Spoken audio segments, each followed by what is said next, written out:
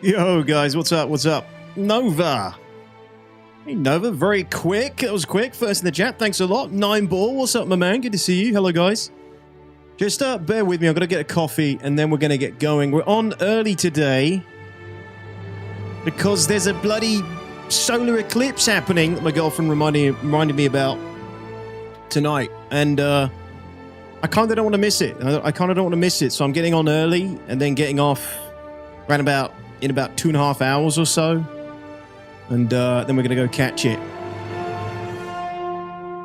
But yeah, I'll back in a second. I'm gonna get a coffee, guys. Hold, my friends, hold.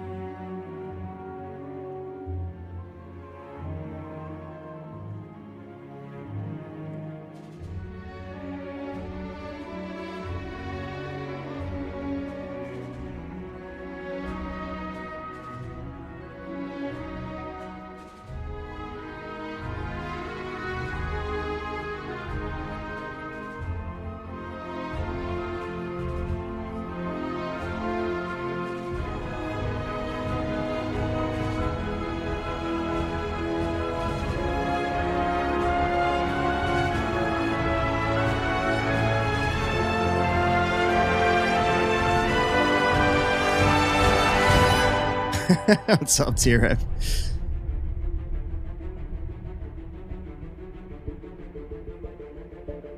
Hey, Kenji. Welcome, guys. Hello, hello. I've never done a tier list before. I don't know what I'm doing, but we'll find out. Ah, the Lone Noob. Hey, the Lone Noob. Thank you so much for the raid. I just got started. I appreciate that. Welcome in, guys. I don't think I've caught you yet, Lone Noob. Thanks a lot. Welcome, everyone. Welcome.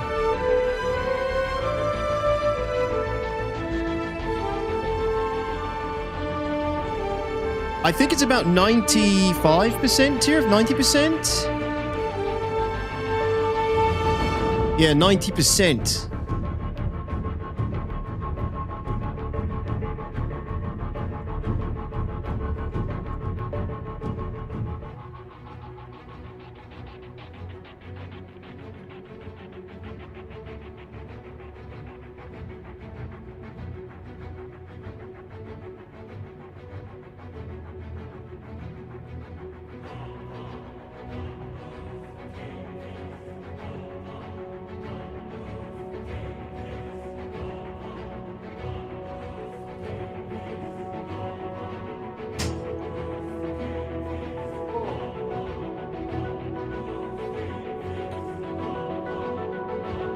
Hey guys, welcome in, welcome in. Good to see you here early. Thanks for joining me, guys.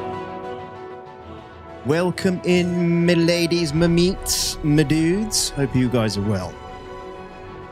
Noise Blind, how's it going, buddy? Good to see you. Welcome back, my friend. Necro, how are you, Necro? Lone Noob, hello. Ramo Goliath, hello, guys. Welcome in. Again, thanks, Lone Noob, for the raid. Were you playing Star Citizen? Keen Anunga, I think I'm saying that right. What's going on? Baby 07s, welcome. Good to see you. Hello, hello.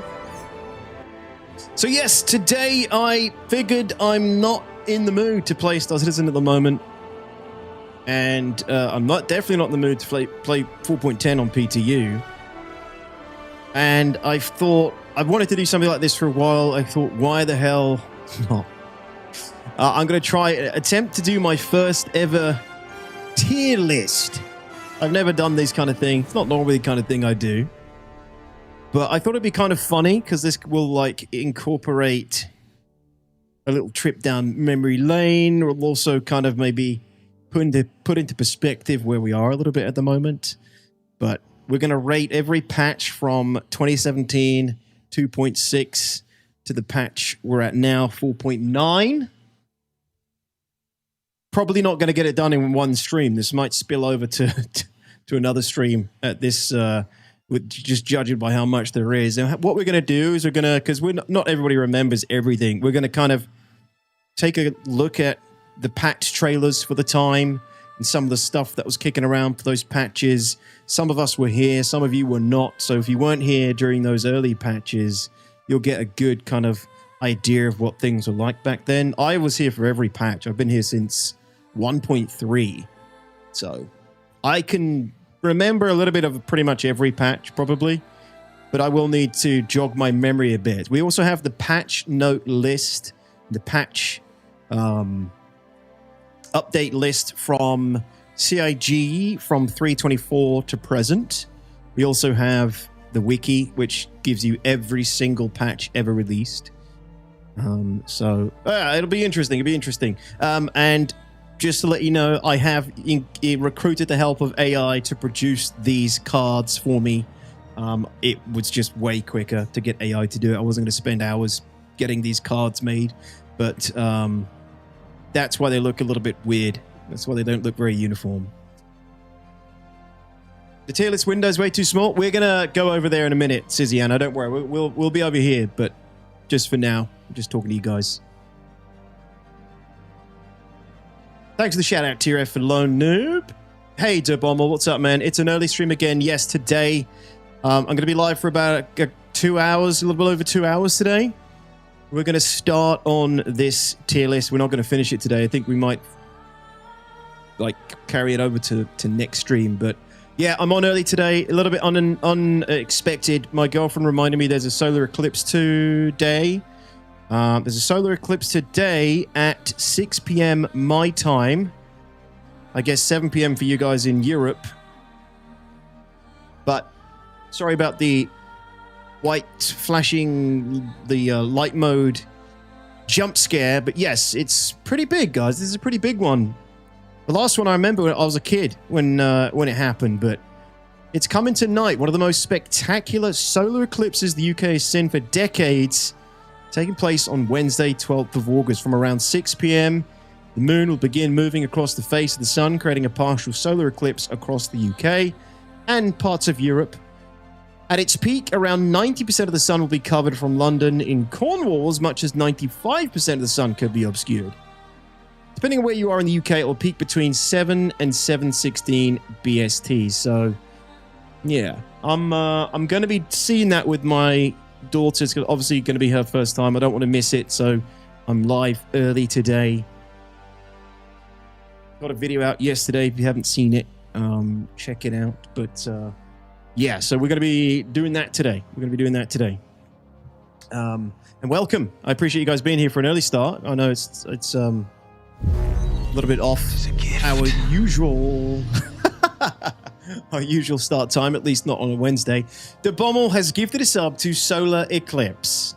I wonder how many of them they're going to get today. Thanks to Bommel. Appreciate that. Never forget 318, Mizzo. Honestly, there's probably been, maybe not been worse patches, but what's up, Rat? How you doing, man? I'm at work, so I can't stay long, but I love your vids. Thank you, dude. I appreciate it. Thank you. Corrosion, how's it going?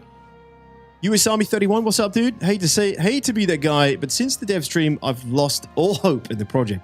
The game plays just as badly on their own dev builds, and they just tell me the game's broken at its core. I haven't lost all hope yet, US Army. Definitely my confidence is knocked a little bit lately over the last quarter. But you know, there's definitely not over. Let's say they can. There's some things they could do to pull it back, but whether they can or will waits to be seen. Yo, Asnok, how you doing, buddy? Skyven, good evening. What's up, man?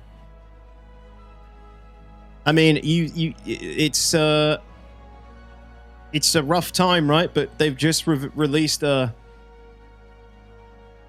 patch bundle. They made $500,000 today. So it's, you know, nothing's going to change really. I hope something changes. I hope CIG at least addresses the SCL and or some of the things that we saw during it, but I think that would at least be a good start. I think 4.8.1 could give 318 a run for its money. Luckily, it didn't last too long. Yeah, 4.8 was pretty rough. I don't know if it was as bad as 318, though, you know. I don't know. I tasted Galactic Contention earlier. Good shit. Oh, cool, man. You got it? And hello, Bart. Welcome, dude. Early stream today. Yeah, early stream because there's the solar eclipse tonight. which I don't want to miss with my daughter and my girlfriend. It's going to obviously be the first time she would have seen something like that. It's hasn't been this big in decades, so it's a big thing. And I forgot about it. My girlfriend reminded me yesterday about it, and yeah, well, it reminded me this morning about it. So yeah, I don't want to miss it. I don't want to miss it. I totally didn't get that one. Fucking hell, Bart. You literally commented on my video like, good talk and shit. And you already just went and bought a bundle the same day? We're cooked, man. We're cooked. The bundle is kind of cool, though. I like the Gunmetal Asgard. No. What is it? $36 for an armor you can go and kill an NPC at a bunker to buy, to get for free in about 10 minutes? Unbelievable. Yeah, I get it. You get a skin, but $36 for the skin? You're being duped. They're ridiculous. Ridiculous. No, man. You got to at least be a little bit more picky about the way you throw money at them.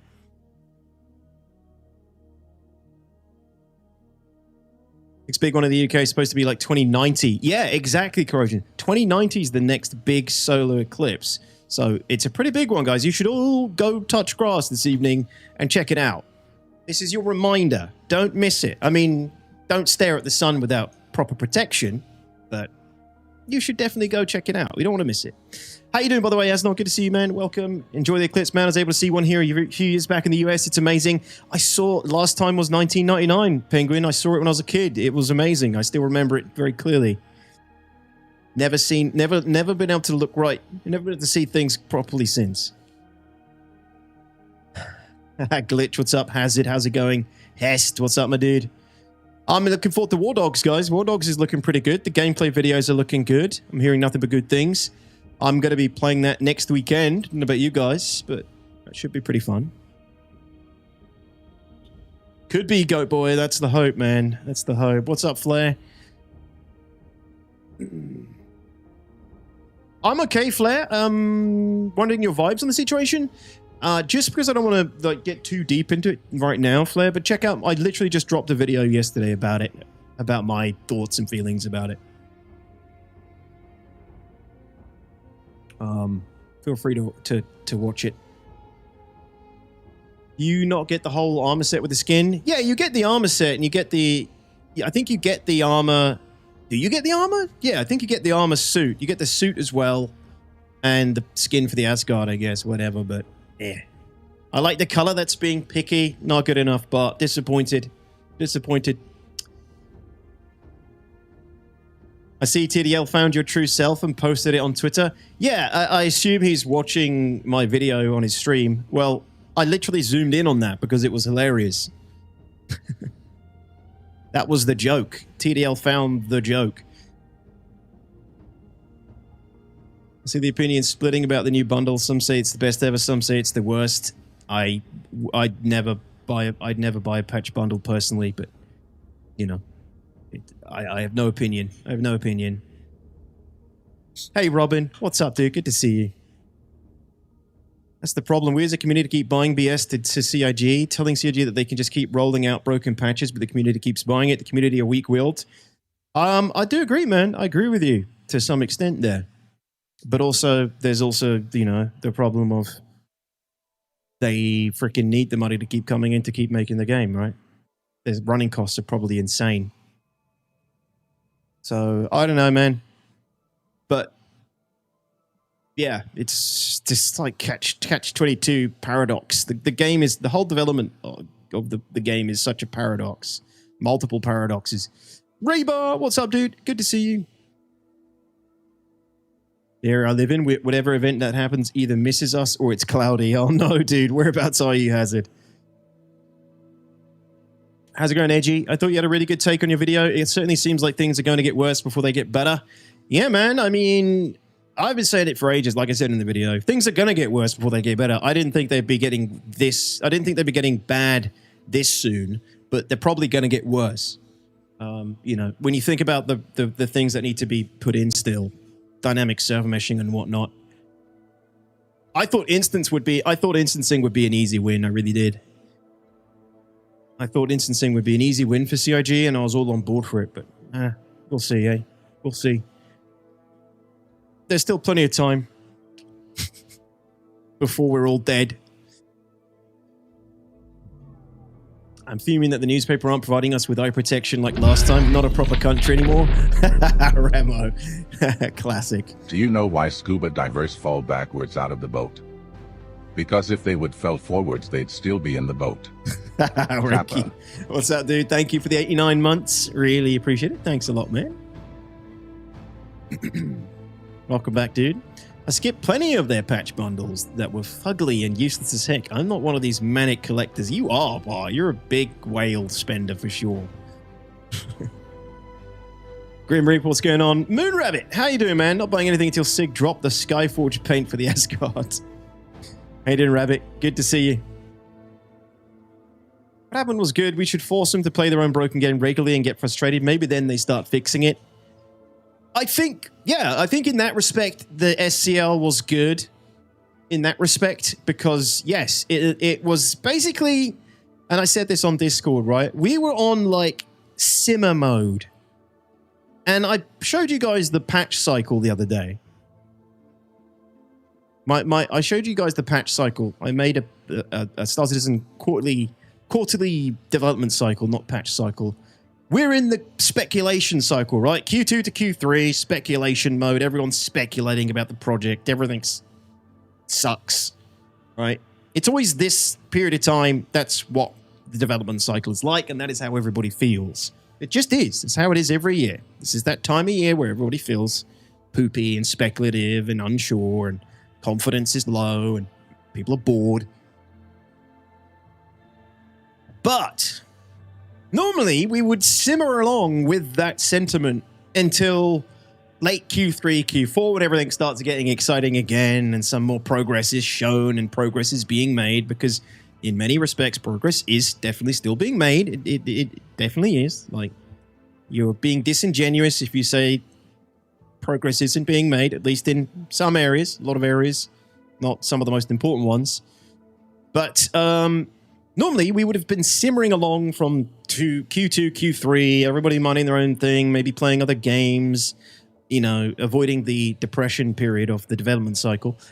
But then CIG, Ollie43, Agent Ollie43, who we are assuming it was his idea to do the SCL, right? We're assuming it's his idea.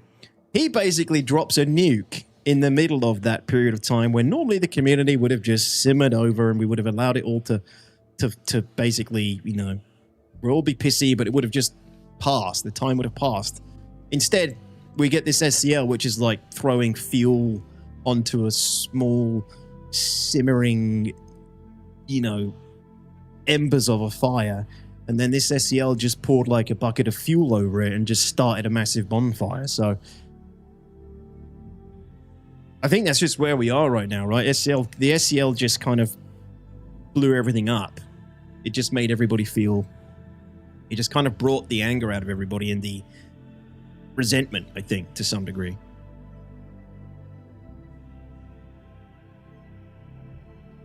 Yo, Freaky Leech, good to see you, man. Yeah, it is. It is. Yeah, it's going to be a hot one. Do I look like an Odin owner? No, because CIG fucked me. Exactly, Bart. You tried to buy the Odin. You're telling me you're not a whale. You are. That is definition of whale, dude.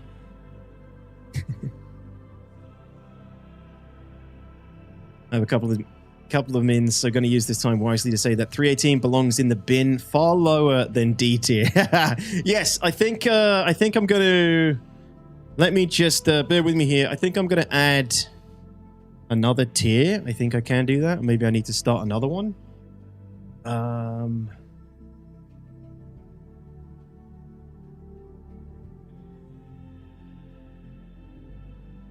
Okay, so I can add another tier. Well, I'm not very familiar with how the people do their tiers. I've never done one, but can I change the colors? I don't know how good this is. I don't think I can. Is red normally a good? I don't think it is it? Let me go look at how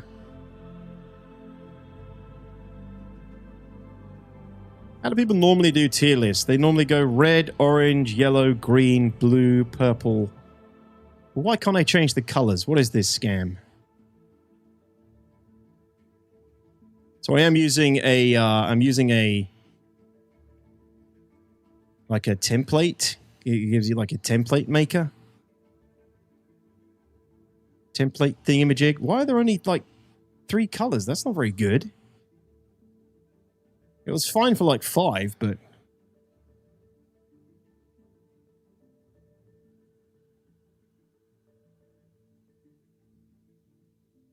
Let's have a look. Bum, bum, bum.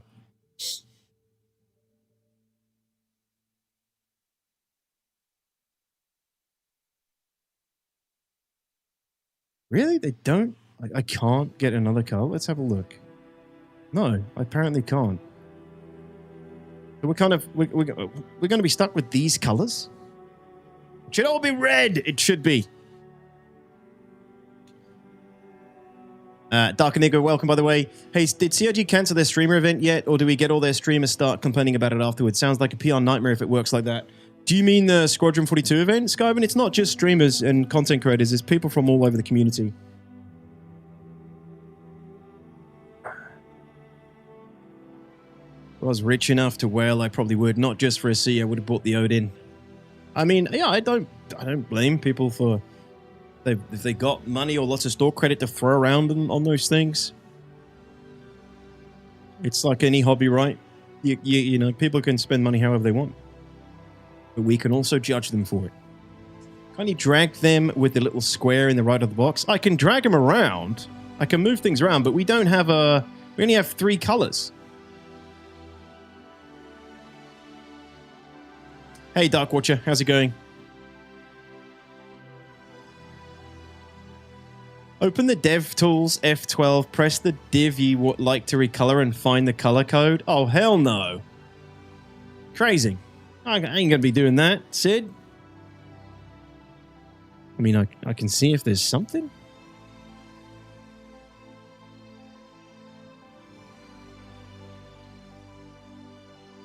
No, I don't know. I don't know what I'm doing there. Man, I actually thought this was going to be... I have everything ready. And now on the last moment... You guys are throwing me with the colors. A, B, C, D, E. Yo, Badman, thank you. Welcome. Crit Rocket. Thank you so much. 5 months, Crit Rocket. Really appreciate that. Thanks a lot. Thanks a lot. Yeah, they weirdly just don't give you any option to change the color. That is not great. Maybe we just go for it, guys. Should we just go for it? How you doing, Clacky, by the way? I've seen some no pixel. People got invites for Squadron 42? Wow. We need to watch a clip of each patch before we vote, Detox. I don't know what number corresponds to what suppressed memory. We will. So, yeah, I also have... We have this list of patches will remind us of certain things. And we also have Star Citizen's trailers. And patch content around it. So yeah, we will be reminding ourselves of things. And to begin with, we're going to go with patch 2.6. Patch 2.6 is the start of the tier list, basically. So the tier list runs from 2.6 all the way to 4.9, 2017 to 2026. Pretty insane. And then yeah, we'll drag them, you know, to the corresponding... Would you like to know more? ...tier and go from there. I mean, guys, are you too bothered? Are you bothered about the colors? Can we just go with this? There's enough distinction, I think, right? We also have the alphabet to distinguish grade. I can drag red to the bottom, yeah, but usually it seems like most tier lists actually have red at the top. Don't they? Yeah, S tier is usually red. Tier F. It seems most people do, like, if you Google, like, tier list. Fuck the colors. What's up, Chip? If you Google tier list, people usually do. You can tell I've done this lots of times before, right? If you Google tier list, you can see a lot of people just do it this way. It starts with red, but... I mean, I can rearrange the colors slightly, maybe, so that they're, like, split. Oh. No, you can't. Oh, shit. No, you can't. It changes... It actually maintains the same amount of colors. I am very bothered. Crate Rocket, thanks so much for the 5 months, man. It's good to see you, sir. Welcome, welcome. I'm doing well, thank you. How are you? All right, let's complain more, but we can stall them out more than COG can stall our fix. All right. Right, so is red good or bad? Look, red is... Oh, you guys are going to annoy me with this. Now I'm going to have to find another one, aren't I? You're going to make me find another one?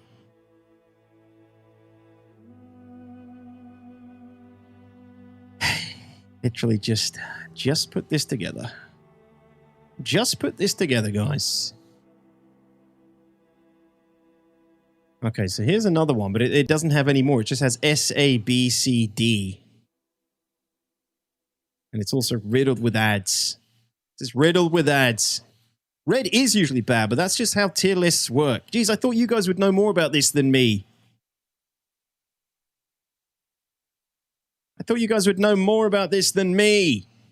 Oh, God. Amateurs. Just surrounded by amateurs.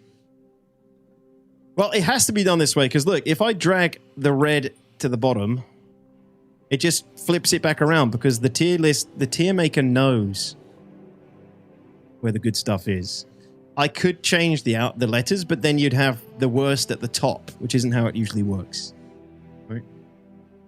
Yeah, the red is supposed to be fire. Exactly, exactly. No more trolling. Stop it. Red is fire, green is stinky. It's simple. Thank you, Ulex. Green is booger tier. All right, cool. Change it in post. I'm definitely not changing this in post. Hey, dog, what's up, dude? Make a tier list of tier list makers. Great idea. Great idea. We'll do that next. We'll do that next. What if you click the 4 dots on the right? Nothing. That's just for moving it. It's just for moving it. What if you put G in the red S tier? It just changes where it is. We should force that tier list maker developer to use it himself on stream. We could call it Tier List Maker Live. Good idea, good idea. Right. Starting with ladies and gentlemen, starting with patch 2.6. I think 2.6 was 2016? Possibly late 2016 patch? Because 3.0 was December 2017, and we went a whole year of 2.6 before we got 3.0. So, put in chat like when you came into Star Citizen, if you can remember. Do we need an E and F tier? Who really cares at that point?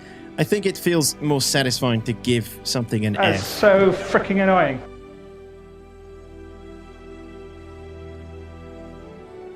You came in with 3.0, Clack. Damn. Hest says 2.6 was goated because it made all the streamers play PUBG and Conan and shit together. The good old days. Don't be a coward, rank the 2.0 phase. I think 2.0 was just too obscure. 2.0 would have been S tier. Nah, it would have been like D tier, I think. 2016, Jinxie. Chip Westwood 2014. Play 3.0 on Evo, says Tier F. What? You got in E? Oh, started in February 2017. It was still 2.6. Yes. Yeah, I think 2.6 was a year-long patch.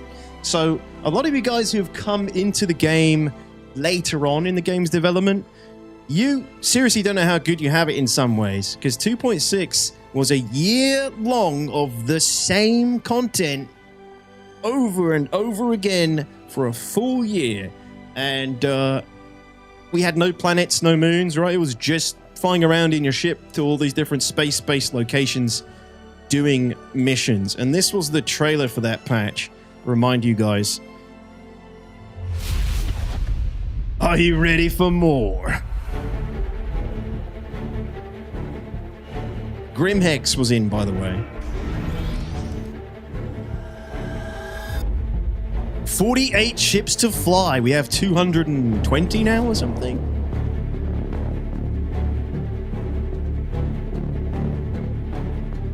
Reiki, oof. Gladiator hasn't changed since. M50 Connie. The Car2 Owl's in. What? Really?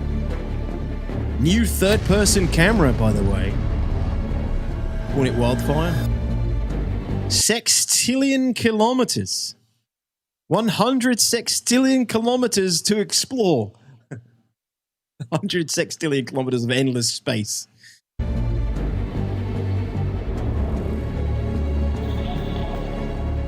Big Benny's peak content in 2.6.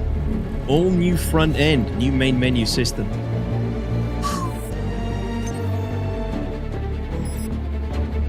Wow. 17 known missions, 200 known issues.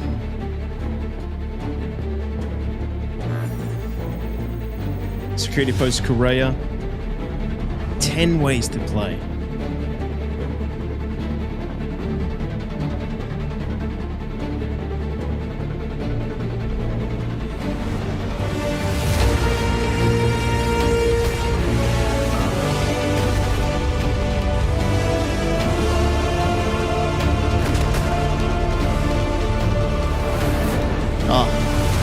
The old flight model.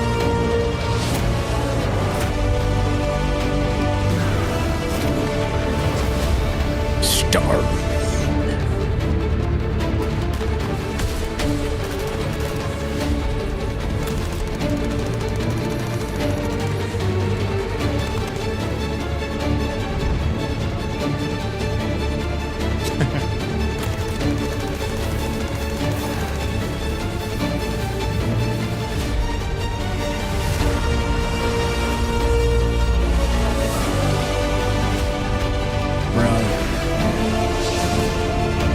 Bigger.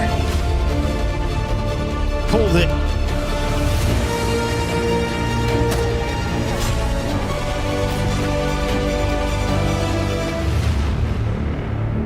Wow. Wow, wow, wow. Oh, it was such a simple time, guys. Such a simple time. The trailers were made by like one of the devs in their spare time. And oh, that's good shit. 2.6, 2016, 1.6 million backers at that point. Pretty damn impressive, eh? Pretty damn impressive. So 2.6. Now, we had it for a year. It lasted a year. Most of it worked. I think most of 2.6 worked. We probably should stipulate like how we're also rating these patches. We should probably have a few criterias, like criteria 1, how much of the patch worked? Criteria 2, was it fun? Criteria 3, help me out here, chat. What do you think? What's another good criteria? I wasn't there for it, but that trailer alone moves it to S tier. Easy S tier 2.6? I don't know if we should start off so strong. Pretty mid, it worked. No persistent, not a lot to do. Yeah, there was no persistence at that point, so you basically everything you did, you'd log out and end and then start back at Portal SR. New stuff added. Performance is a good one. Performance is a good one. Okay, so amount of content, how much the content worked, and the performance of the patch. I guess. I think that's probably a good three-way criteria. There is no S tier. What's up, Biggie? Game-breaking features. Right, it's hard to go back that far, though. 2.6. Generally, I think there was quite a lot. Quite a lot of it worked, I think, because we literally had the patch for a year. There were a few iterative patches, and we're not counting iterative patches in this. There were a few iterative patches, but generally I think a lot of 2.6 worked. There just wasn't a lot to do. You had a few missions. You had the ICC probe mission chain, which I think was 10 different missions. You had, like you saw, like 40 plus ships to fly around in. There was no planets or moons. There was only space stations. SPK worked. The Comaray worked. Star Marine was janky because it was its first iteration. It was janky and still is janky 10 years later. I'm going to put 2.6 at like B tier, I think, guys. I think S tier is way too strong to start off at 2.6. I think 2.6... Actually, you know what? I'm going to put it lower. I'm going to put it like C tier. Because if we're getting to like any S tier patches, that patch has to be, you know, almost freaking flawless, which is... I think we have to lower the standards for Star Citizen's case. Investigations are cool, even though there's like 2, and they've used those missions ever since, Elax, the same mission types. Fly in, find a body, hit a button on it. T-Sots, did you not see the vehicle weapon UI? That shit is 100 times more usable than the absolute dogwater UI we have today. Same with in-helmet UIs. No, I don't think so. I don't think it was that good. Wasn't it in 2.6 where there was the derelict spaceship blown up and you had to go EVA to get some box or information after beating some NPC in the space fight? Yes. Yeah, you had to destroy some Vandal ships because the Vandal had turned up, and Tessa Bannister would say, "That's the bloody Vandal, that is. Bloody hell. It's the Vandal." And then you'd never, like, that would be the end of it. Just because S tier exists doesn't mean it has to have anything in it. Yeah, I agree. Okay. So 2.6, and then that was like, you know, very, very hard time for everybody, but we muddled through because we had 3.0 on the horizon. 3.0 was the introduction of planets to the game. The hype around 3.0 was possibly the hypest time in Star Citizen's history, I think. 2017, 3.0, this one brought in planets, moons, more stations, just a ton of content, a ton of stuff. Let's take a look. So 3.0, we go down to Star Citizen. We'll find the 3.0 trailer. Oh, 3.0 was crazily unstable. It was probably one of the most unstable patches ever to date. All right, this is the trailer for 3.0 to remind us of what everything that came, and then we'll maybe look at the patch notes and kind of remind ourselves a little bit, but 3.0 was the new era, essentially. Hey, Warp, thanks, man. Oh, it was this? It was this trailer for 3.0? I remember we saw this at the 2017 CitizenCon in the Capitol Theatre in Frankfurt.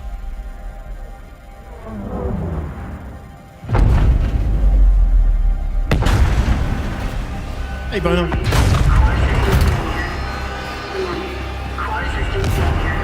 You remember, Bart? Yeah. You were there, dog? No way! We would have crossed paths. Yes, I got my golden ticket too, Bart. Yeah. This is a sick trailer, actually.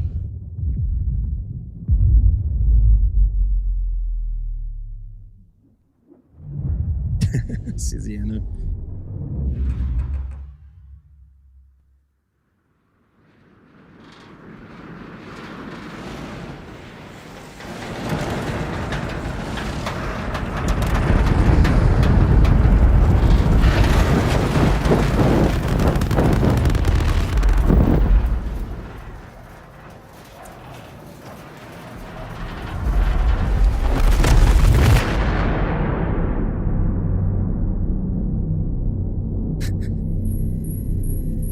Dude, it's so crazy.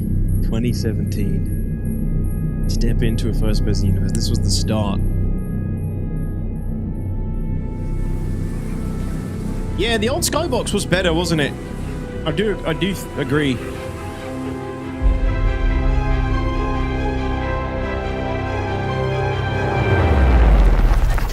Yo, Liquid, what's up, man?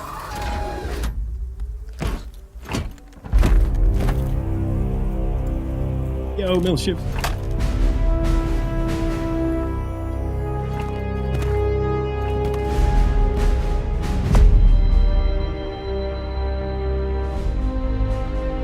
All footage captured in Stus and Alpha 3.0.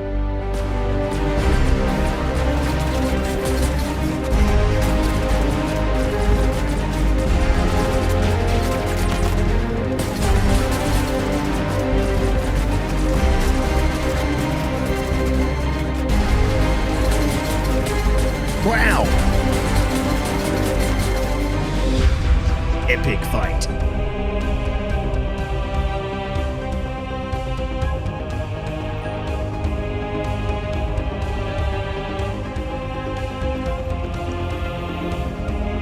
That easy, Broheim?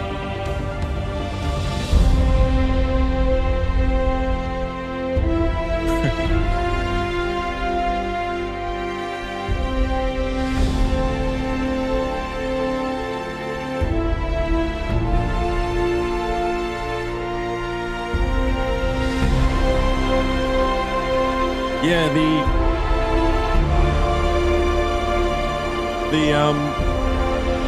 the fight that they put on was obviously to prolong the scene.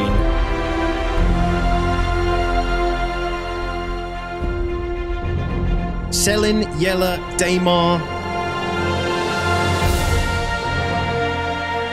Delamar. Delamar was in 3.0? Shit, of course it was.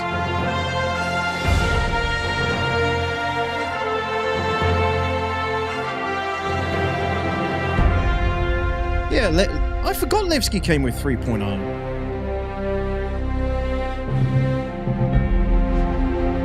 Delamar. Yeah, it was a total shit show though. Levski was Lagski for a reason and still is Lagski. But if you're new to the game, you'll notice there are a lot of similarities. They kept a lot of the original Levski interior layout and style. Hello, Tomorrow.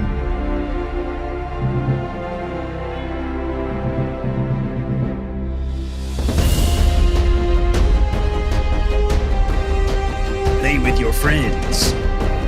I think at this point it was 50 players max on the server.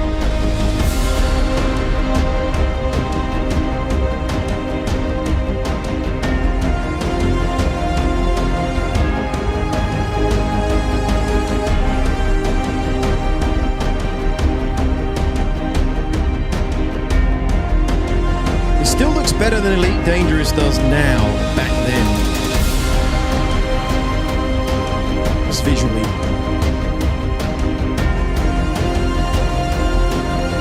Aquila, Rover, Cutty Black.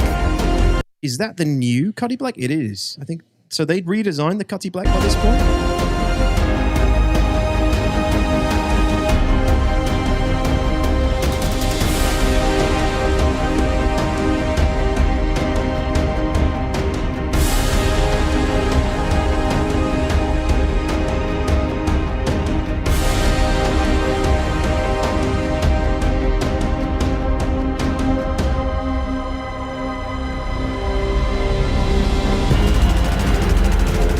SMG was new then, and the railgun, my beloved.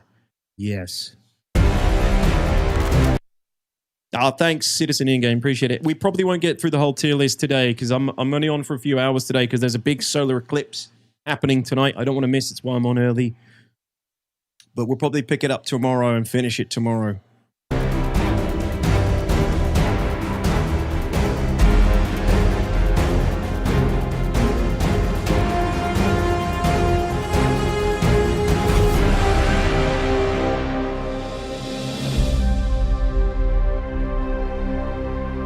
New shopping experience.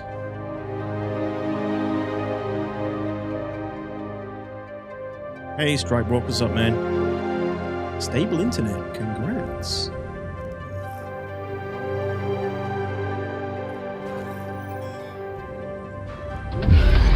Oh, I just had a gig. Pretty much, use you Biggie. for. Hey, Clovis. Thanks for the 32, man. Good to see you.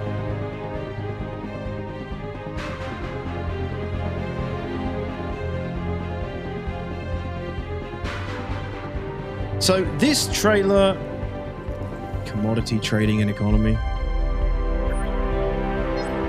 God,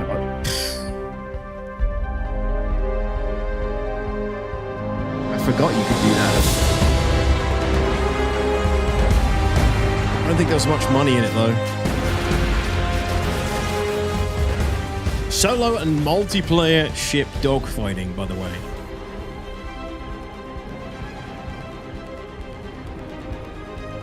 Race the clock or other players. So 3.0. I think we've kind of... still a little bit left of the 3.0. Oh, nice strike. Gotcha.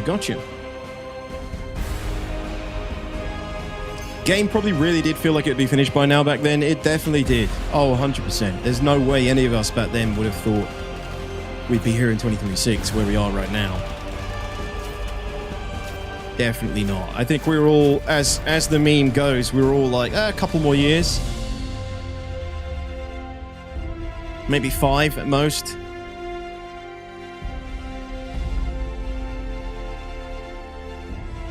Retaliator.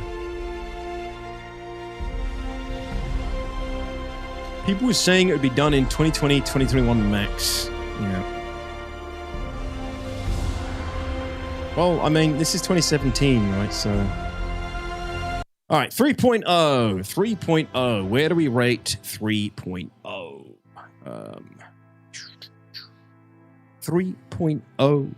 Where do we put 3.0? So in reality, by the way, guys, in reality, that's the 3.0 trailer, and those are the features and things that came with 3.0. But in reality, you got about 45 minutes play sessions before you could do anything.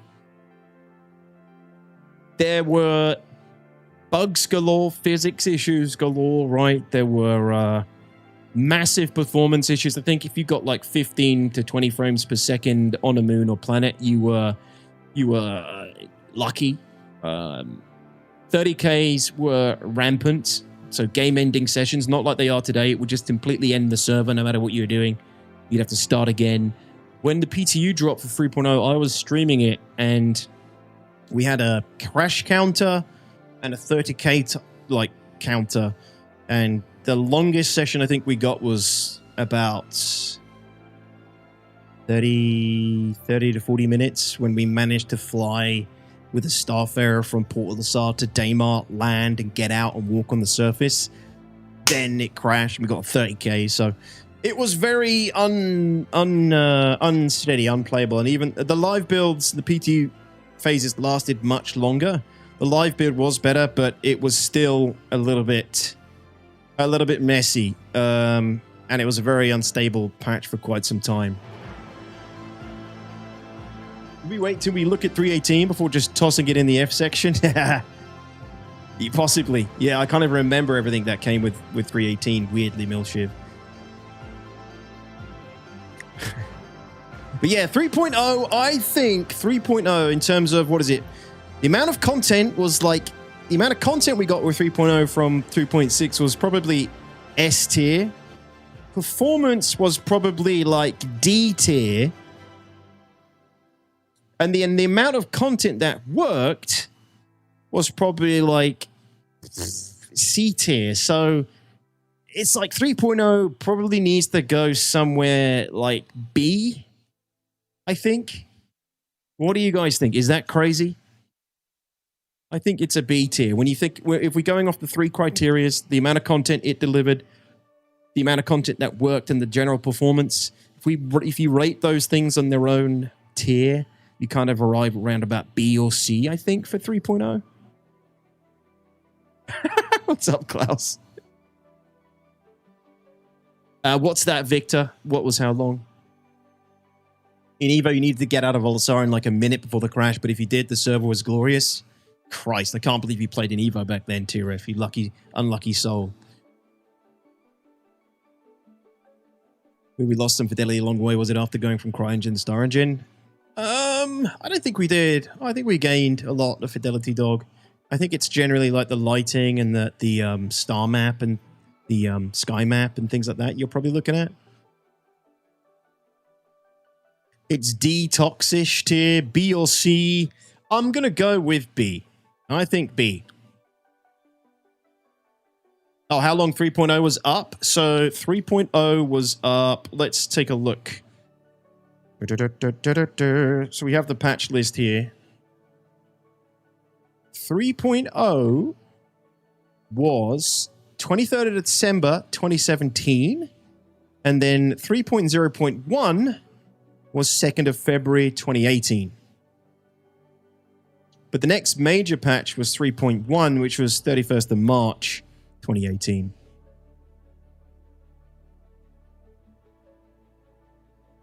Klaus. No, I don't think so. 3.0 is the first time we set foot on planet. It needs some grace. Exactly, Langdon. Thank you. I agree. So we'll give, I reckon we'll give 3.0. We've got to spread these patches across the tiers, right? 3.0 a B tier. Maybe we can reassess another time, but we need to move on. So 3.1. 3.0 and 3.6 are some pretty big patches to start off with. Some of these are going to get a little bit more small time, and then we're probably going to hit some bigger patches as well. But 3.1, I can't remember anything on 3.1. Character customizer. 3.1 delivered the character customizer in something else. Let's have a look. 3.1. 3.1 Reclaimer.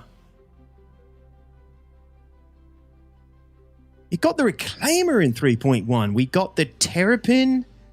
We got the Cyclone, the Misk Razor, the Nox Q. Gameplay, we got the character customizer. We got service beacons. Set up simple missions for other players to complete for a UEC and reputational reward. Known issues. The top turret of the Reclaimer has been disabled pending fixing. Temporary disabled Star Marine. Match in progress. Not all ships have the full function of customizable CVIs. No new features. Oh no. Safe persistent logout locations. Major stations. Levski, Grimhex, Port Olisar. These logout locations should persist between sessions.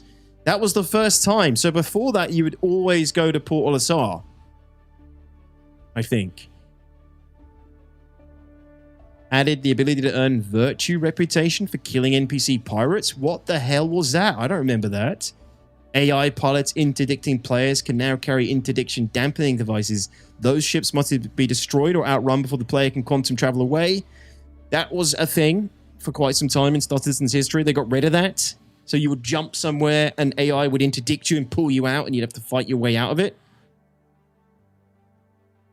And then beacons, and then a few ships, few new weapons. The Galdarines made it in. The Omnisky 11s? 9s? I always forget that. Added the Gemini shotgun. Man. Okay, so 3.1 was kind of like some petrol money for the road trip to Manchester Tox Kappa. Hey, Ark, thanks so much, man. I appreciate that. Thanks a lot. Welcome back, 46 months. So 3.1, do they have like a trailer for 3.1? Don't think they have a trailer. They have a bunch of stuff, though. They have the ship trailers. They have an Around the Verse 3.1. But no, like, patch trailer that I can see for 3.1. And that they didn't always do that sort of thing. That's a relatively kind of last couple of years new thing. They did do basically Around the Verse used to be ISC, where they would talk about the game and we get quite a bit more. We made it up. Quite a bit more info, and Chris would be on them and Sandy and stuff. 3.0 was cool but horrible. It's probably a good way to put it. Skyrim. versus format to show you more of the development in progress directly from the screens and mouths of the devs themselves. So each week's going to have a weekly studio report that will rotate between each of our 4 studios. It's a crazy. rotating segment that will focus either on ships, environments, character, visual effects, or props. And finally, each episode will have a deep dive on a feature that is up and coming in Star Citizen and Squadron 42. Wow. Atmospheric flight. The implications Dude, of this so many of these devs that I forgot existed. Our goal with that system is not to create ships that fly by aerodynamics. You probably aren't. Wait, is that John Pritchett? That's John Pritchett. So I've been working on the... We had John Pritchett still at this point? 3.1? I thought he left before 3.0. For those who don't know, John Pritchett was the original developer / architect of Star Citizen's flight model and physics engine around flight. Widely regarded as the best guy for the job, who left the company not long after, I thought. I mean, I thought it was before 3.0, but he left early on in the game's development compared to now. And ever since then, you know, the flight model basically has been up and down, left, right, no pun intended, all over the place, essentially, right? We've had so many different flight models. I think what happened was, with John Pritchett was that he wanted to make the flight model work a certain way. He built a massive document about it. He documented everything, how he envisioned it to work, how the physics would impact the way the ships flew and everything. And I think what happened was that because of the scope creep of Star Citizen and it needed to get much bigger, I think there was some problem with the way he wanted the physics to work with the flight model, and it wasn't compatible with the increasing scope of Star Citizen. I think it was too hard to simulate what he wanted to do with how big the game was getting at this point. But he works on, if I'm not mistaken, he works on X4 Foundations now. He's doing something with their flights, I think. He works for them now, which is crazy. But yeah, so 3.1, I don't think... MVPs. 3.1, I don't think we have a patch trailer for that. It's kind of hard to remember everything that was going on in 3.1 because that was kind of a bit of a small time patch. But I'm going to say 3.1 introduced the Reclaimer. I think it was really just almost like what our iterative patches are these days. Maybe a little bit more than that. But I think 3.1 wasn't much better than 3.0 at that point. We were still dealing with a lot of the issues from 3.0. And there wasn't much content added with 3.1. So I reckon 3.1 is like a D tier. I have X4, but I couldn't get into it. I haven't tried. It's a little bit not really my kind of game, I think. I like what it does, but it's not really my kind of game. His version of physics was unfortunately grounded in reality. Not cool. It was. It was very much a real physics simulation, from what I understand. I'm amazed you can think so far back. Who are these people? Where am I? Dog. Dog equals Grandpa Simpson confirmed. 3.1 Reclaimer caused issues with people spawning it in. Yeah, that's a good point. I think there was a lot of issues. Reclaimer was mind-blowing when it made it in. It was an incredible looking ship. The interior was unmatched. We hadn't seen an interior so good, and it was absolutely massive. The Reclaimer still to this day is one of the biggest ships in the game, but that doesn't save the rest of the patch. I think the patch was like a D tier at that point. What are we talking? Content, low, not much content, so like E tier, D tier level of content. The content that was in, did it work? Well, it would have been whatever was in 3.0 for the most part. And how was the performance? Performance wasn't much better in 3.1 over 3.0. So I'm going to put it in like a D tier. It's a very mid patch. So the next patch is 3.2. Yeah, it's still pretty sick. Yeah, for sure.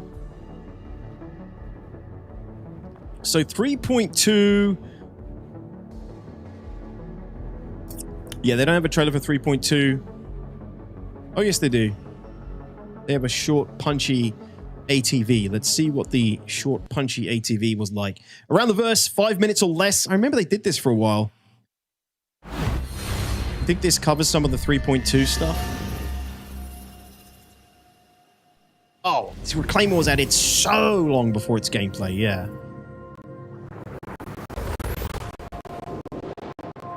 Stream is laggy for you guys? I swear to God, this is every time we're like watching something on stream, it's so strange. I don't know why.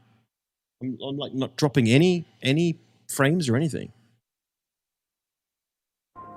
Hello, and welcome to Around the Verse. I'm Sandy Gardner. And I'm Chris Roberts. Oh, it's huge, This past dog. weekend saw the live release of Star Citizen Alpha 3.2, woohoo, into the persistent universe, and players have been busy digging into the new content, features, and mechanics. Yeah, mining is, of course, a big mechanic introduced. Oh, 3.2 introduced mining. Shit, I forgot about that. This was a big one. 3.2, and plenty of aspiring miners have been getting to grips with the system for themselves. The gameplay is intuitive, but successful extraction isn't as simple as aiming at a rock and blasting away. And some players have found out the hard way that a red-hot mining laser is potentially dangerous. Oh yeah, safety first. The new group and party systems are making an early splash as well, and we've seen groups of up to 50 backers. Screenshot by Matauchi and the Few. Wow, this is probably the max amount of people you can get in a server. It's audio desync. It's so weird. I don't know why. I don't know what causes it, guys. There's some sort of weird, like, mismatch whenever I'm streaming something. Although we streamed the whole of the like Summer Game Awards or whatever it was recently. There was no issues there. I don't know. It's really weird. I'm sorry. Let's see if it catches up. Gathering together to see what 3.2 has to offer as a shared experience, which is very cool. Very cool. This release also brings several new weapons and armor sets to the PU, and players haven't been shy about trying them out. Oh, Let's no, see they a haven't. clip, That Carstack sniper rifle is particularly nasty. We've also seen newly fireable ships in action, with backers taking the Hurricanes, Blades, 600 Eyes, and Aegeus Eclipses for spins all over Stanton. With everything for 3.2 finished, the devs are looking ahead to 3.3 and beyond. Yes, we'll be making improvements with the usual small patches and hotfixes along the way, but most of our design and development efforts are now focused on what's coming next. There will be even more armor and clothing for your character in 3.3, with work continuing on the RSI Odyssey flight suit and several new sets, like this Hurston security armor. Okay, so 3.2 was mining FPS AI. Was that the first FPS AI they put in? Surely not. Surely not. 3.2 was mining. Let's take a look. Let's take a look at the patch list. Yeah, 3.2, new features. Added mining gameplay mechanic to the moons of Crusader, Daymar, Yella, and Zelin. The game economy is very much still in flux, and as such, pricing for goods, services, as well as rewards for missions are in experimental phases. So mining was the main thing. Quantum linking was also added. This is when you can jump as a group in Quantum Jump, which still doesn't work. Today, in 2026, quantum linking is still broken.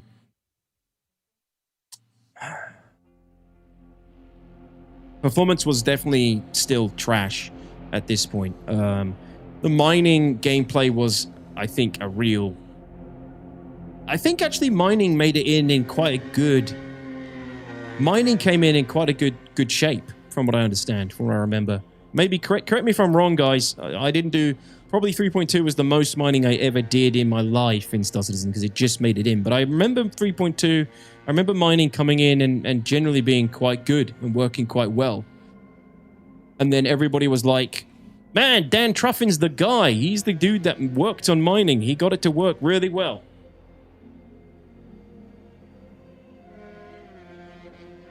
Yeah, Rocket, be a little bit more creative, dude, if you want to stick around. You got something actually interesting to say. Go for it, but... Yo, Siren, what's up, dude? Good day. Sounds too true to be comfortable. I swear, mining came in and was generally pretty good. But in terms of like content, right? Content was not a lot of content added. It was mining was the main thing. I don't even remember how you sold it back then. I guess it was in your cargo and it would just be zapped from your cargo. Obviously, there was nothing else you could use the mined materials for. It was just to mine it and sell it. We didn't have refining then either, so you'd just mine the ore and then go sell it. There was no refinery at that point. Content-wise, very mid, like D tier. Performance-wise, we were still in pretty bad performance. No major optimizations made. And sorry, in the content-wise, there's not a lot of content. I'm going to put 3.2 in like D tier for the fact that it got mining added. Exactly, Tira. That's the man. I would say 3.2 is like a D tier at this point. Langdon. Yeah, 3.2 D tier. I'm happy with that. We can't be too generous. We can't be too generous. I guess if you're big into mining, this would be higher up, but I think generally, objectively, D tier. I love this. It's like you're an archaeologist digging up the CIG relics. It really is. Uncovering the truth as told by history. Yeah, so 3.2. D tier, ladies and gents. D tier. 3.3. On to 3.3, my friends. We're almost approaching 3.4, and I think 3.4 was quite a patch. I think 3.4 was, for a lot of people, quite a good patch, if I recall correctly. 3.3, they don't have anything for 3.3 except another ATV? I swear we had something for 3.3. All right, so 3.3, I think might have been Hurston? Possibly Hurston?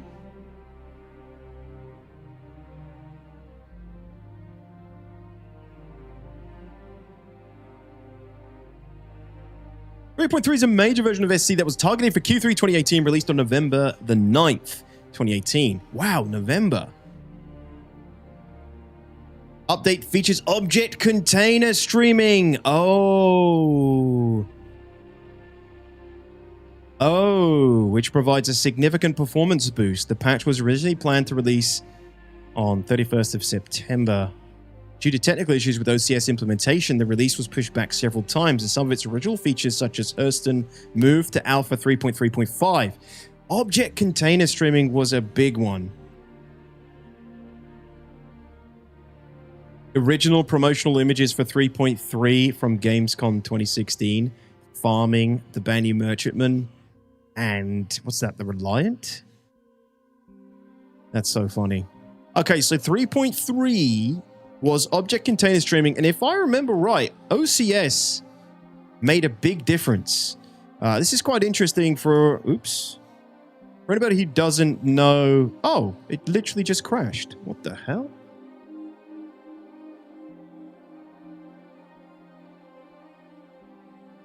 Object container streaming, it was quite a big thing. Like, that was a point where people who follow the game, we were obviously playing the game, we had such bad performance. OCS was one of those silver bullets, by the way. There were a lot of silver bullets over the years. There have been a lot of silver bullets. There's still lots of silver bullets we need.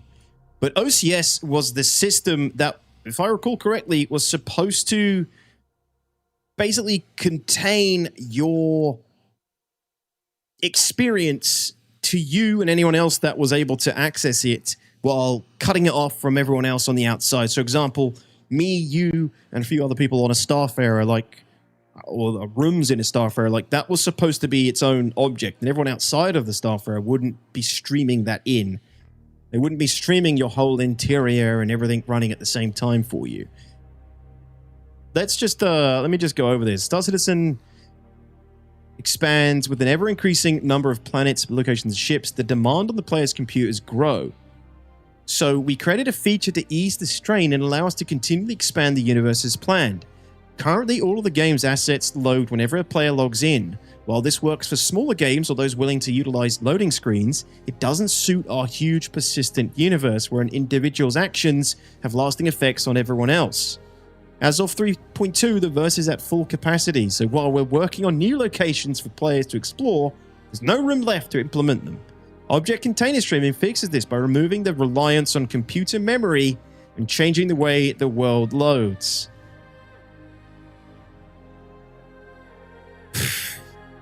I'm genuinely wondering if this is even doing anything anymore. Rather than load everything when you log on, OCS intelligently queues up the assets you need as you need them. When you leave an area, it unloads all the unused assets to make room for new ones. It works with NPCs and other players too. When they're no longer within your sightline, they're unloaded. However, they still exist in the universe. Okay, so this isn't exactly what I thought it was. This is something else. They don't disappear, their assets just won't load in your game until you can see them again. If they destroy something, crash, or affect something else, you'll still see the aftermath if you follow their path later on. All of this is seamless and you won't notice it at all while playing. Objects, ships, and characters out of sight still exist and can be scanned. Rather than be fully loaded into your game, the game will only load the information you need to see until you get closer. For example, scanning an unknown ship in the distance will still show its details way before it enters your sightline. Doing this means NPC and player ships only use a tiny fraction of your computer's memory until they need to be fully realized.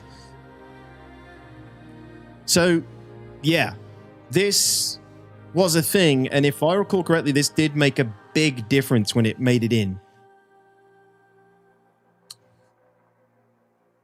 OCS worked but couldn't keep pace with the scope. Before OCS, we would load Yella and the rest while at port O. Yeah.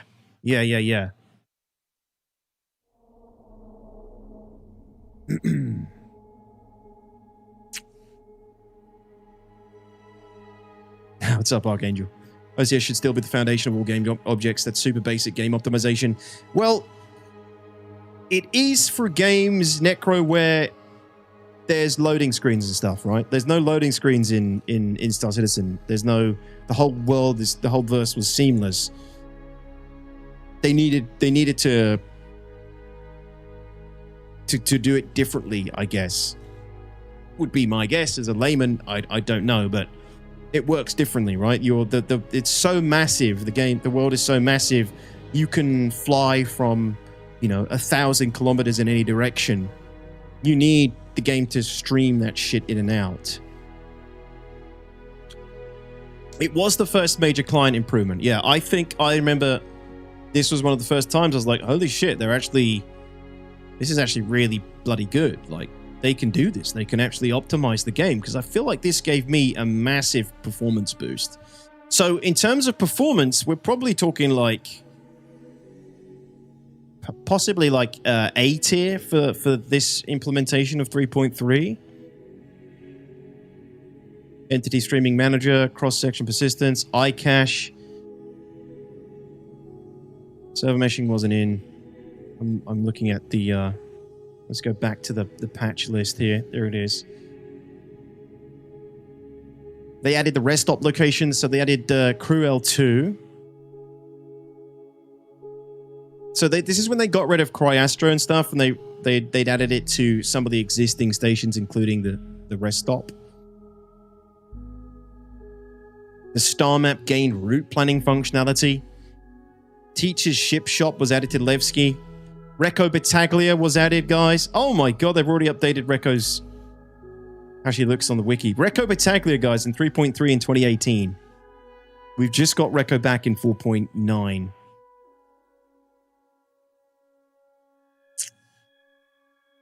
Oh, Matt, yeah, how come? Bummer.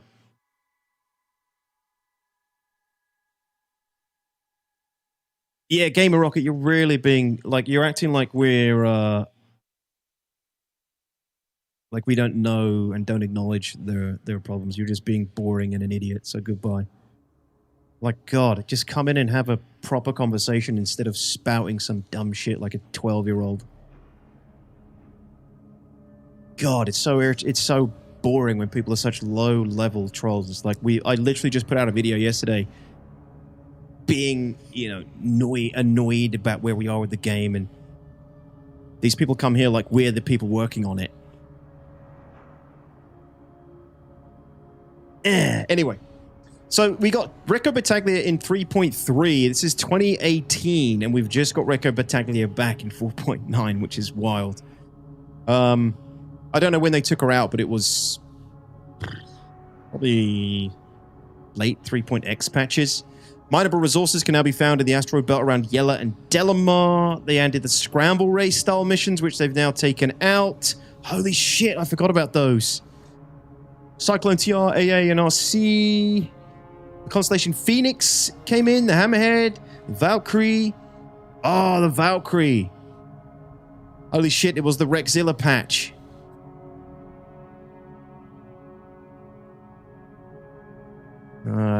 Quantum Drive now performs according to its power state, including faster spooling calibration based on power and the ability to be overclocked. Oh! Did that come in 3.3 then? The power triangle? Oh no, we just had overclocking, didn't we? Okay, so you used to be able to go into your power management and click a component and just overclock it. Yeah, I forgot about that. So you used to just overclock components. We didn't have the power triangle back then. And overclocking kind of just overclocked it, but there wasn't really any downside to doing it, I don't think. I think you overheated quicker. Added FPS combat AI in 3.3. God, we didn't have FPS combat AI at that point. So added FPS combat AI, that was big. Arena Commander in-game rental system. Okay. So, pretty big. We got FPS combat AI in 3.3. We got the Phoenix, the Hammerhead, the Valkyrie in terms of ships to play with. I think the Hammerhead sucked absolute balls back then. It still had the same problems we have today. We got Recco Battaglia and some of her mission chains at Levski, which never worked. I literally spent, I think, the whole patch trying to do Recco's missions. None of them ever worked for me. It was like a meme at that point. I could never, ever get her missions to work. Integrated VoIP and FOIP. So you could talk to people for the first time in the game and FOIP. And VoIP worked more reliably back then because there's only 50 players in the server. So in terms of rating this patch, massive performance gains. We're talking like A-tier performance gains. Content-wise, maybe like C to D tier, because we got like Recco and stuff, but that didn't work. We could buy ships in the game for the first time. That was quite big. That's like content-wise B tier, I guess. We got the scramble races, which didn't work. They kind of did here and there, but they weren't reliable at all. The Hammerhead was really cool, didn't work. The Valkyrie came in, that was good for memeing around and running like ops with the group. FPS combat AI for the first time, but they didn't work very well. Surprise, surprise.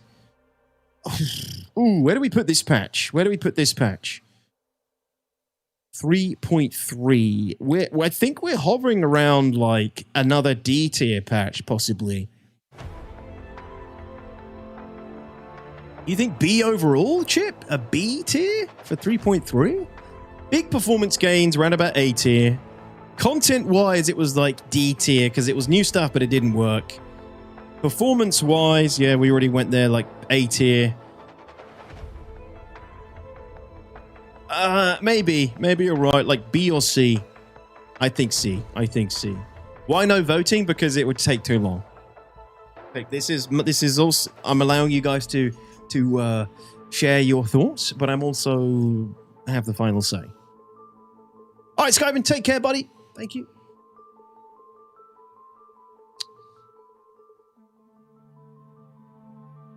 Yeah, possibly SDF, that too, yeah. Recco's muscles can't be good for the server frame rates. Brodinger's Battaglia. Yeah, I'm telling you, man, my streams, anybody who watched me back then, there were so many streams where I would say, I'm going to do the Reco chain, and it just would never work for me. The missions would never pop. They would never... I would never get the first mission, or I'd get the first mission, then that would be the last one I got. I couldn't... She was in person, so you had to go and talk to her, and it wouldn't... The interaction wouldn't trigger. S tier for Valkyrie, Moonrabbit. Valkyrie was definitely a big content giver at the time. It was the first dropship, really. Are we including 3.35 and 3.3 cycle? No, we're not, Xanthurian. If I included iterative patches, there'd be too many. There'd be too many. Really just the main patches, I think. Because I'd have too many to go over otherwise. But are you saying because in 3.3.5, I think we got Hurston? I mean, we can include that essentially in 3.4 if you want.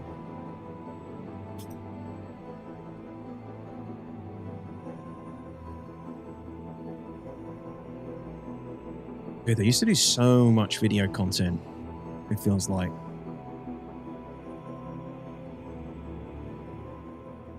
But then also, they didn't do, like, trailers for the patches every patch.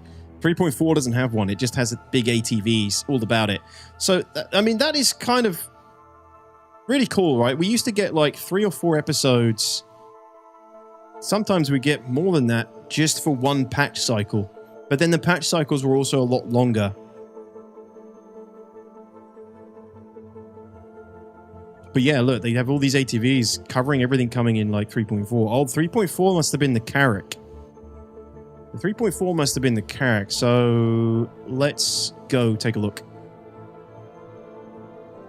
3.4. Targeted for Q4 2018, released in December 2018.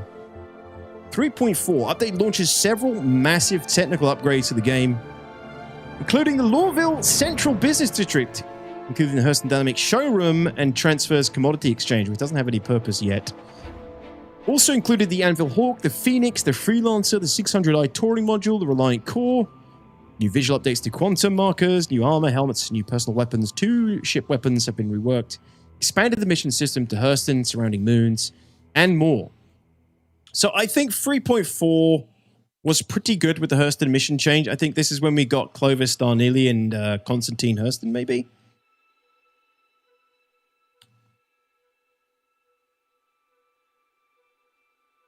I think.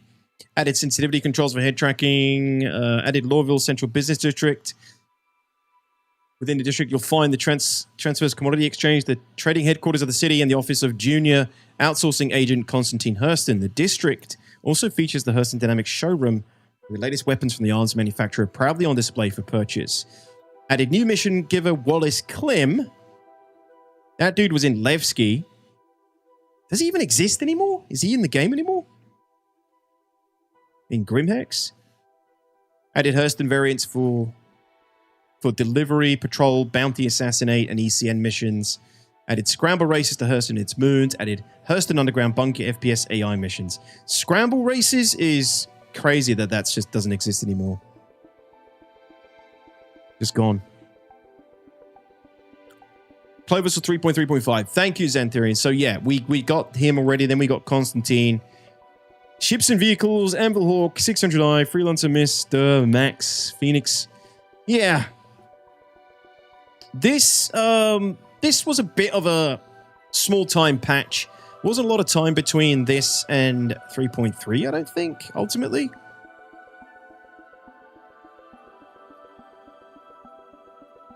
Underground bunkers. Yeah, underground bunkers. Carrack was released in the year they demoed jump points at SitCon. Yeah, you're right. It's way later.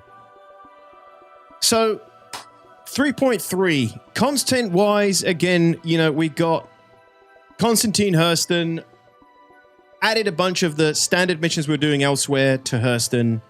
The planet was a little bit more alive, a little bit more to do there. Ship-wise, you got the Hawk, the Phoenix, the Freelancer. Yeah, 3.4 also had a pretty good balance, if I recall correctly. I think in 3.4 we also had shit, we also had like a really weird balance setup. But 3.4 was when you could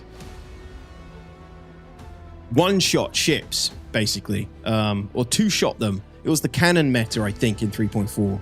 So everyone was rolling with Omniskyes and M7A cannons, and you could like one or two shot each other in light or medium fighters. It was kind of, it wasn't great. Like, this was like almost like the dawn of the fighter mafia. Like they were just taking out big ships left, right, and center. There was nothing strong about big ships at this point, but cannons were so powerful, they were getting melted very, very quickly. There was also something else in 3.4. When did Jumptown start? Was Jumptown 3.4?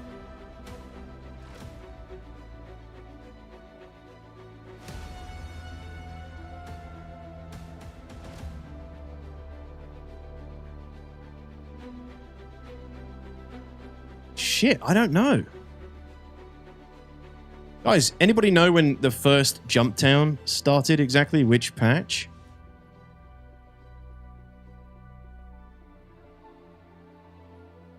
I want to say 3.4, but I think it was before that.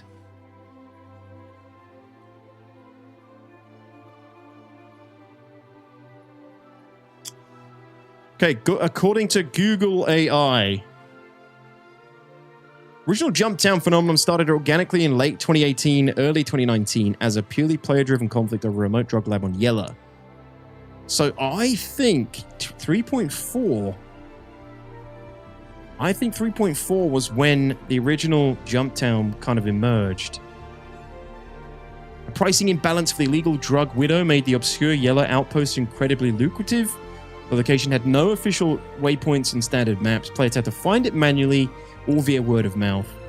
Unscripted massive PvP battles broke out organically as rival groups blockaded or fought to control the drug trade.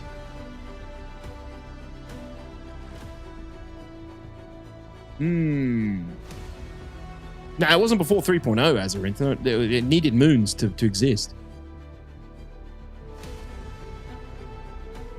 Yeah, I think 3.4, guys, might have been Jumptown. In which case, I tell you what I can do.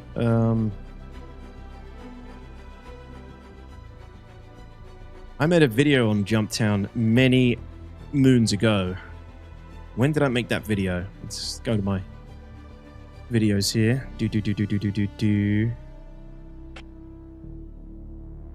February 2019. Ooh. February 2019. This patch released 21st of December 2018. I think we were close. But maybe not yet. Maybe not yet. So 3.4, let's put it in like a D tier, I think. I think it's a bit of a another mid update. We got, like, you know, obviously Constantine Hurston pre-plague. It was pre-play. We got Constantine Hurston, some missions added to Hurston that we had elsewhere. The underground bunkers, I guess they were pretty fun. Performance was a little bit better in 3.4 because we had the benefits from 3.3. The content generally worked. Like Constantine's missions worked. Clovistar Neely's worked at this point quite well. You could do those mission chains quite convincingly.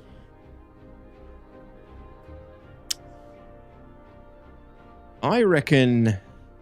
No, Pirate Patch was 4.0, Azarinth. Yeah. I reckon it's a D tier. We can't get too generous. Yeah, cheers, dog. Take it easy, dude. Have a good stream Eclipse if I don't make the commute through the heat. Good luck, man. Good luck. Yeah, enjoy the Eclipse, guys. Everybody should be watching the Eclipse today, if you can. Yo, Hiddleston, what's up, man? This one's ambitious, D. Reddit turbo debate bros are going to be frothing at the gash.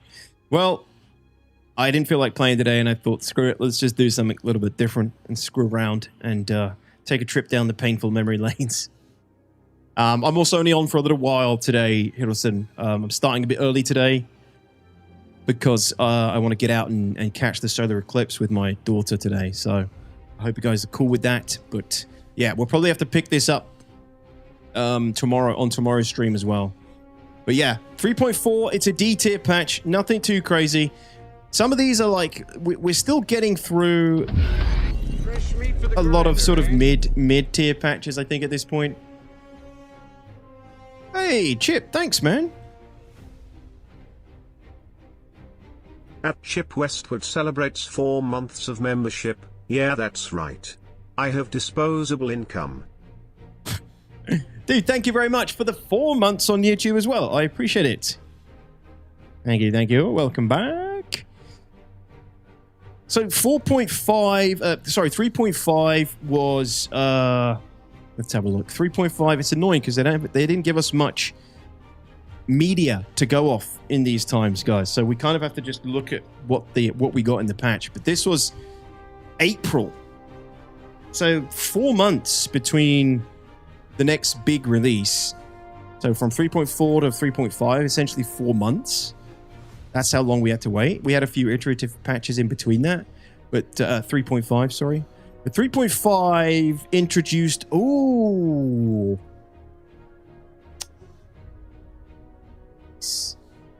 Techia Pacheco. That was quite a good time, although Techia Pacheco was a little unreliable.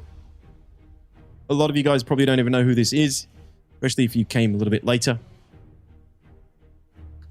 Going on the Eclipse path that you can look at with your naked eye is 1000% worth it. By the way, the photo did not do it justice.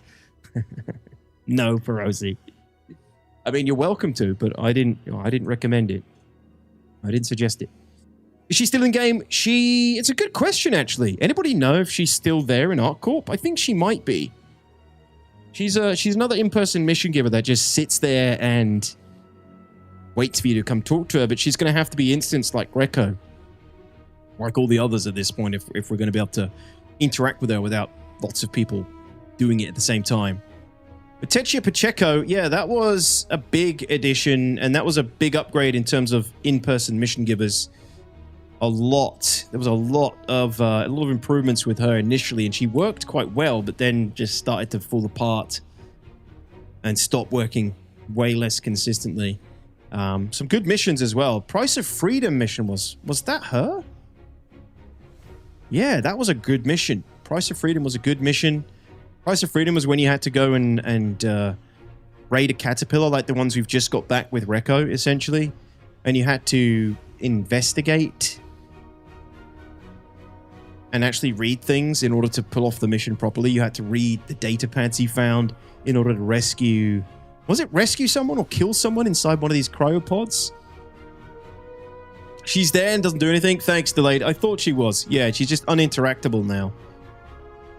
Ooh, reading. Yeah, you have to read data pads and actually take in what you're reading in order to progress in the mission. But no, that was cool. That was quite good. It's like content sort of D tier, I guess. D, C tier. Was that the... What else did we get in 3.5? Oh, we got DNA face customization. So that's the first time when we could, like, mash up our character customizer. Comprehensive facial customization for in-game characters. That's when we got the much deeper sort of face customizations. Playable female characters. We didn't have female characters at that point. 2019, April 2019, we got female characters. We got ArcCorp. Holy shit, we got ArcCorp in 3.5. We got the moons around ArcCorp. FPS collision avoidance version 2, adding the ability for AI to acknowledge objects present on an NPC's path and efficiently, realistically navigate around them. Basic gunship behavior. Pilots that are heavily reliant on turrets, this functionality will allow them to focus on maximizing their damage output by bringing as much firepower to bear as possible, while maintaining optimal distance and optimizing shield face exposure. I have no idea what this basic gunship behavior was. Ship AI flight model update. Revised flight model coming on board for player ships. AI controlled ships need to be updated to use as well. Yeah, okay. Combat behavior improvements. I remember this being pretty bad. What's up, Vince? What's going on, man? I remember these improvements not being very good. not very noticeable because the performance generally of ships was just bad. We got the heat system, which no longer exists. Improvements of the heat system provide a more systemic experience between items and vehicles. This will cover a variety of issues and their effect on vehicles, from how heat affects various components in a ship, to incorporating heat values into the room system, all the way up to defining the ambient heat of a solar system.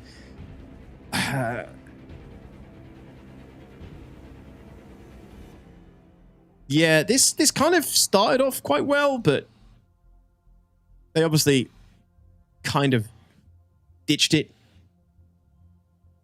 I remember the first days of ArcCorp. We've come a long way in some respects, for sure, yeah. ArcCorp was kind of mind-blowing.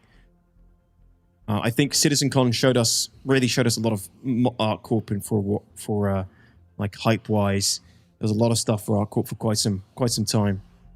You had to free prisoners. There were 4 of them, but one was an informant, and you had to find out which one. That was it, delayed. Thank you. Yeah. You mean no yellow markers showing you where to walk? Wow, how did you do it in the old times? Yep, it was basically you had to go there and actually investigate, Langdon.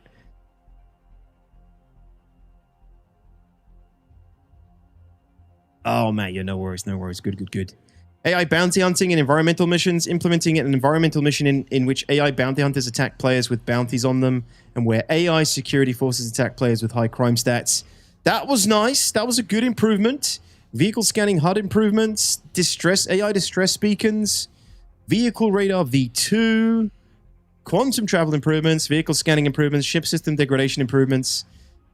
Functionality for wear and degradation causing reduced performance and it persisting on ship components. This was such a like surface level implementation. I vaguely remember this even affecting you. I don't think it did much. Vehicle tech updates, variety of vehicle implementation improvements, vehicle states for model behavior, group system improvements, VoIP and FOIP improvements, distortion damage improvements, gimbal weapon improvements, extended delivery missions to ArcCorp. Okay. Ships and vehicles. The F-7CM Heartseeker. 315 rework. Reliant Tanner, Reliant Sen, and the Reliant Mako. We've got the Gemini S-71, the Coda pistol. Asynchronous disconnection refactor. This refactor aims to improve efficiency and usability of the asynchronous disconnection code. Refactoring this will clean up a lot of bugs, such as infinite loading screens, server crashes, and client crashes, while also helping to ensure that more of these issues don't occur in the future. Network OCS stall fixes. Oh, God. This is bringing back... This is like PTSD. Reminding me of some of the shit we had to deal with and the buzzwords to fix it. Fixing network-related processing stalls during entity binding, unbinding as a result of bind culling and OCS. Lots and lots of these like performance improvements they tried to implement over the years. 4.10 is going to be an S tier, Younger. Yeah, definitely. We'll see about that. I would love it if it was. Not looking good at this point. And then we got a new flight model in 3.5. Total overhaul of the entire flight experience. For a detailed look at this new system, check out the Principles of Flight panel from 2948 on our YouTube channel. Rebalance thrust and strengths for more momentum. Deeper integration with Item 2.0, such as heat, power, and fuel. Redesigned throttle for more direct control. Redesigned afterburner and cruise mode. We had cruise mode back then. Redesigned ESP. New gravlev handling. I remember this being poorly received initially. 3.5's flight model, I think, was generally not well received. This is a hard one to rate. It's a lot of stuff went in. ArcCorp, female characters, DNA customization for your character, the Techia Pacheco content chain, which was quite good, like C, B tier, I guess, at the time. The flight model update was a bit of a downgrade, I think.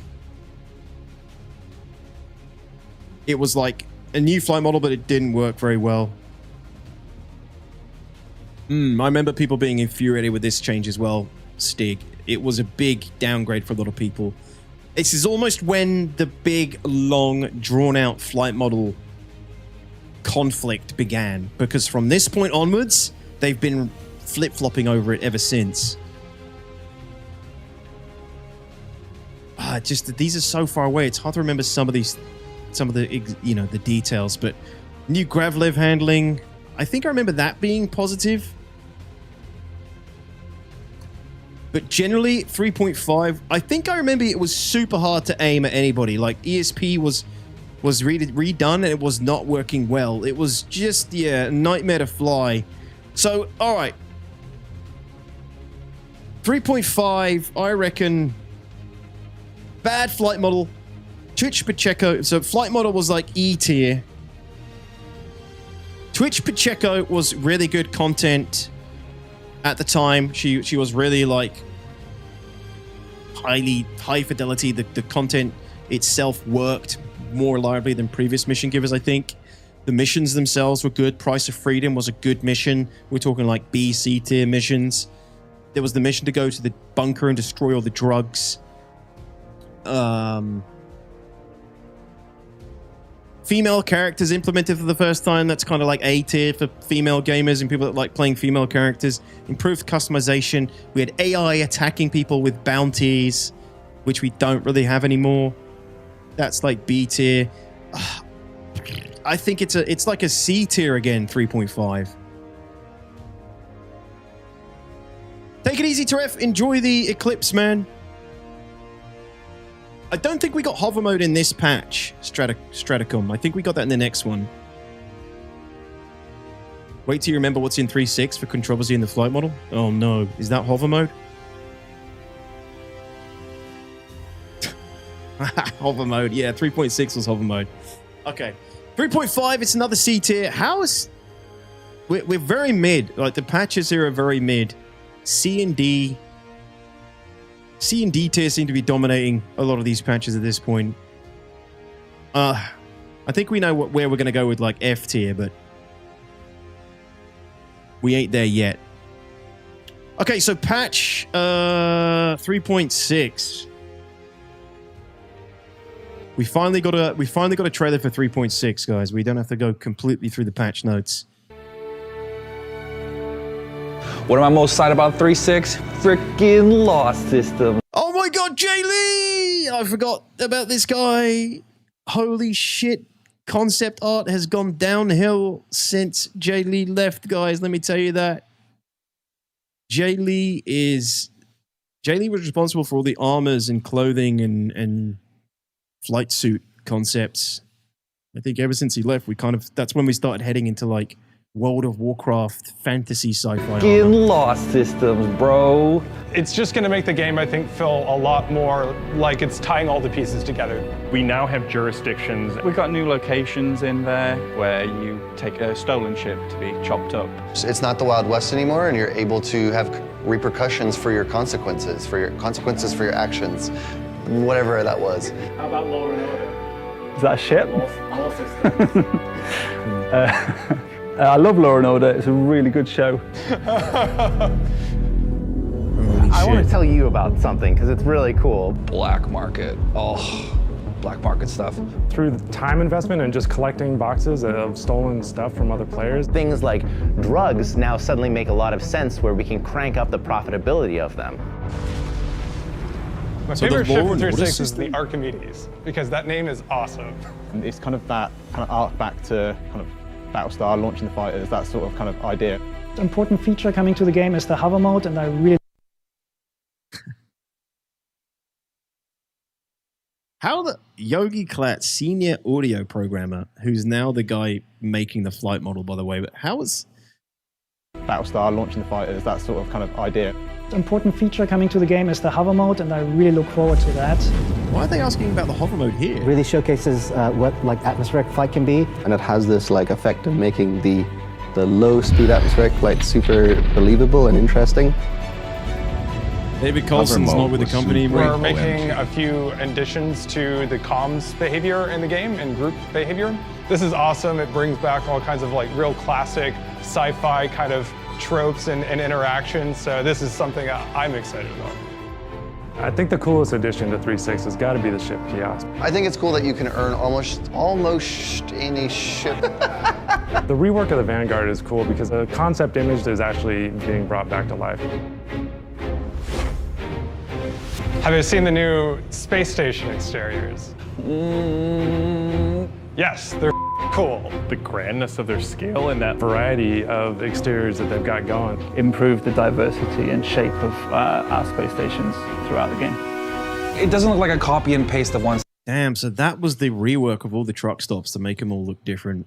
Yo, Eagle, thank you so much for the 64 months, buddy. Bonjour, bonjour. How you doing? Horde mode was so great. I agree, dude. Bring it back, bring it back. God, all these people are so old now. Younger, how many people here are still in? Half these people ain't with the company anymore, right? Like, I don't know. You don't see them anymore. You don't see many of them. Chad McKinney's obviously not with the company anymore. Jay Lee's not with the 3 you can count, Younger. Jay Lee's not with the company anymore. I don't know if Jake is. Is Jake still with the company? I like that guy. Ben Curtis. Ben Curtis looking young and fresh-faced. I mean, he still looks young, but definitely more fresh-faced. Honestly, the Vanguard's one of the greatest heavy fighters. Still pretty relevant today. Kind of. Real shiv. It's kind of like overshadowed by single-seaters with tons of guns. Me and my all collected all the drugs from one of the Destroy drug missions. We got about 16,000 credits. The boxes aren't full. Dude, that was so good doing that. Just doing what you wanted with the mission instead. Really showcases what like atmospheric flight can be, and it has this like effect of making the low speed atmospheric flight super believable and interesting. Oh man, so many people don't realize what we had with hover mode. Hover mode was good shit, man. It was good shit. Never to return again. Group behaviors, Vanguard rework. Hardcore sci-fi vibe that you get from them. We need more stuff like that in the game. All right. So 3.6 essentially. Together. We now have jurisdictions. How do we not have law system in before this point? I think feel a lot more like it's tying all the pieces together. We now have jurisdictions. We've got new locations in there where you take a stolen ship to be chopped up. It's not the Wild West anymore, and you're able to have repercussions for your consequences, for your actions. So was this the crime stat system, basically? What's with the backlash regarding hover mode? I wasn't around then. Okay, little history lesson again. Little history lesson. So,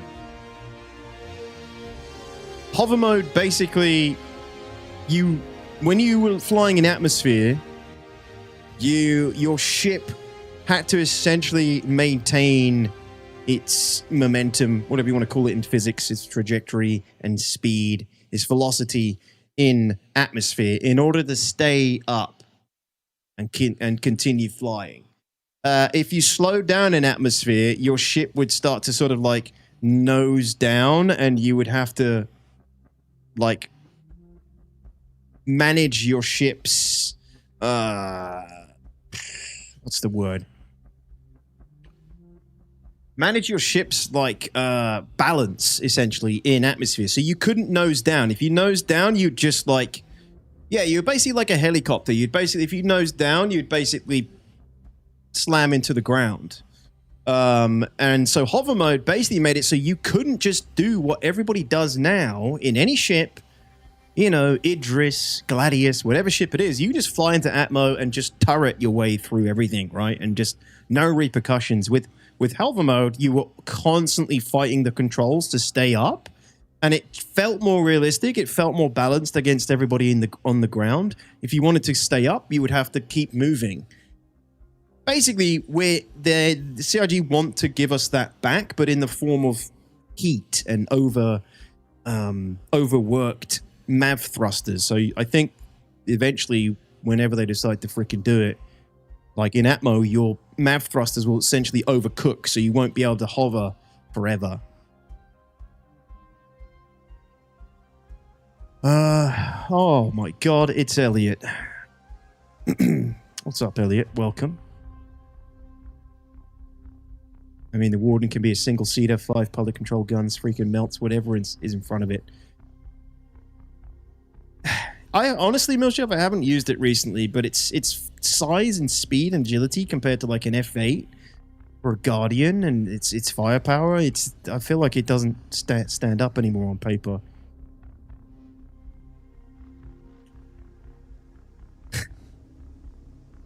Worst CIG dev as rated by Detox. I mean, Elliot, you're going through it right now.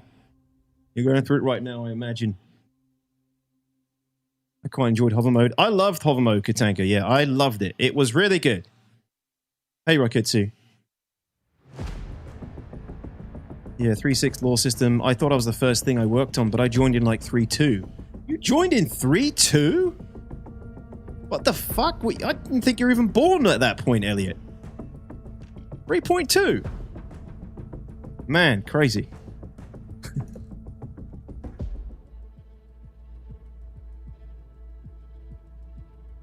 That's fair. So we can make use of our 3 coolers. Something like that, Poop Dog. I honestly don't know how that's gonna work.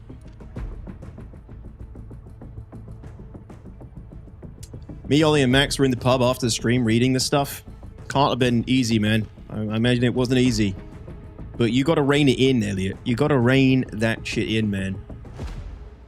You know the, what's it called? What's that guy's name, that comedian from Superbad? Jonah, what is his name? Jonah something? You know the meme where he's... Jonah Hill. You know the meme where he's like... That was us, Elliot.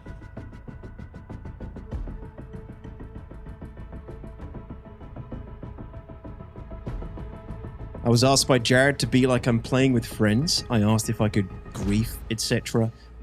All signed off beforehand. Well, that's fucking dumb. Silly idea in my opinion. Silly decision. Silly decision. But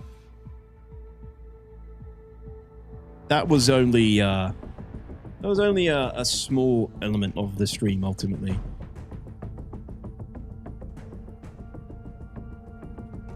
My direction was my downfall. Yeah, I don't know, man. It just, we're deviating it a little bit here, but I appreciate you guys coming in. It just doesn't look professional from our perspective, especially when the game and the community is basically like where it is at this time in the year, you know? And it feels like some of you guys aren't taking things seriously. It just isn't the right look or message to send at that point in time. But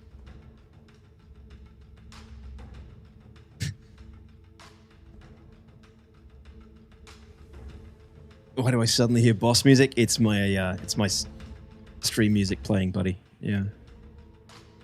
But yeah, man, I don't know what's gonna come of it. I don't want to keep talking about it because I've talked about it to death at this point. I did my video on it yesterday.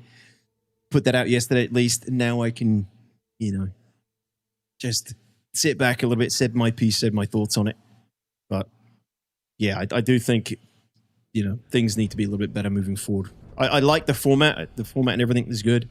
I think it was, from a technical standpoint, it went really well. Like the way the stream was run and everything. It just needed to be held together a little bit more professionally and run a little bit more professionally, I guess.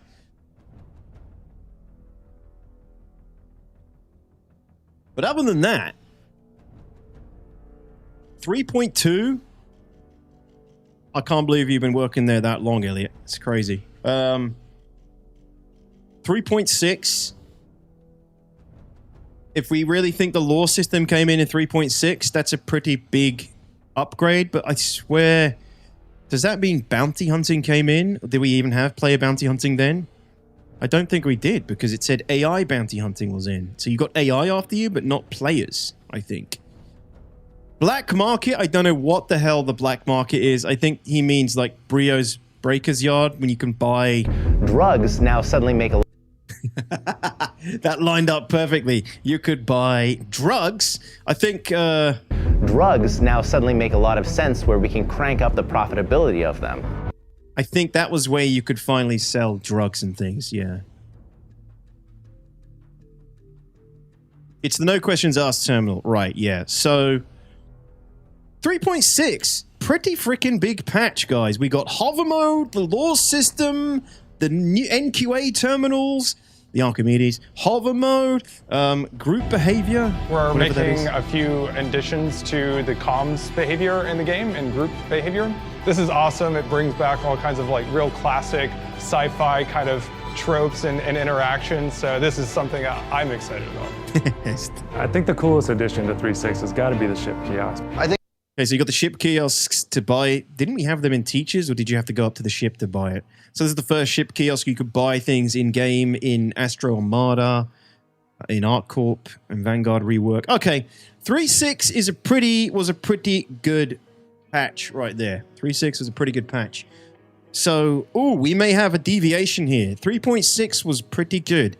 A lot of good shit. NQA terminals, law system, hover mode, which was S tier. Hover mode was S tier.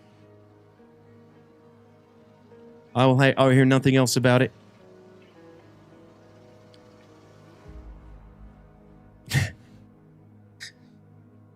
Imagine how cool it'd be if we got scanned for illegal goods at jump gates. I mean, we literally used to get scanned for illegal goods, Broheim. Used to happen. Jump gates would be cool. I mean, wasn't it supposed to do that anyway, automatically? I don't know. Hover mode was S tier.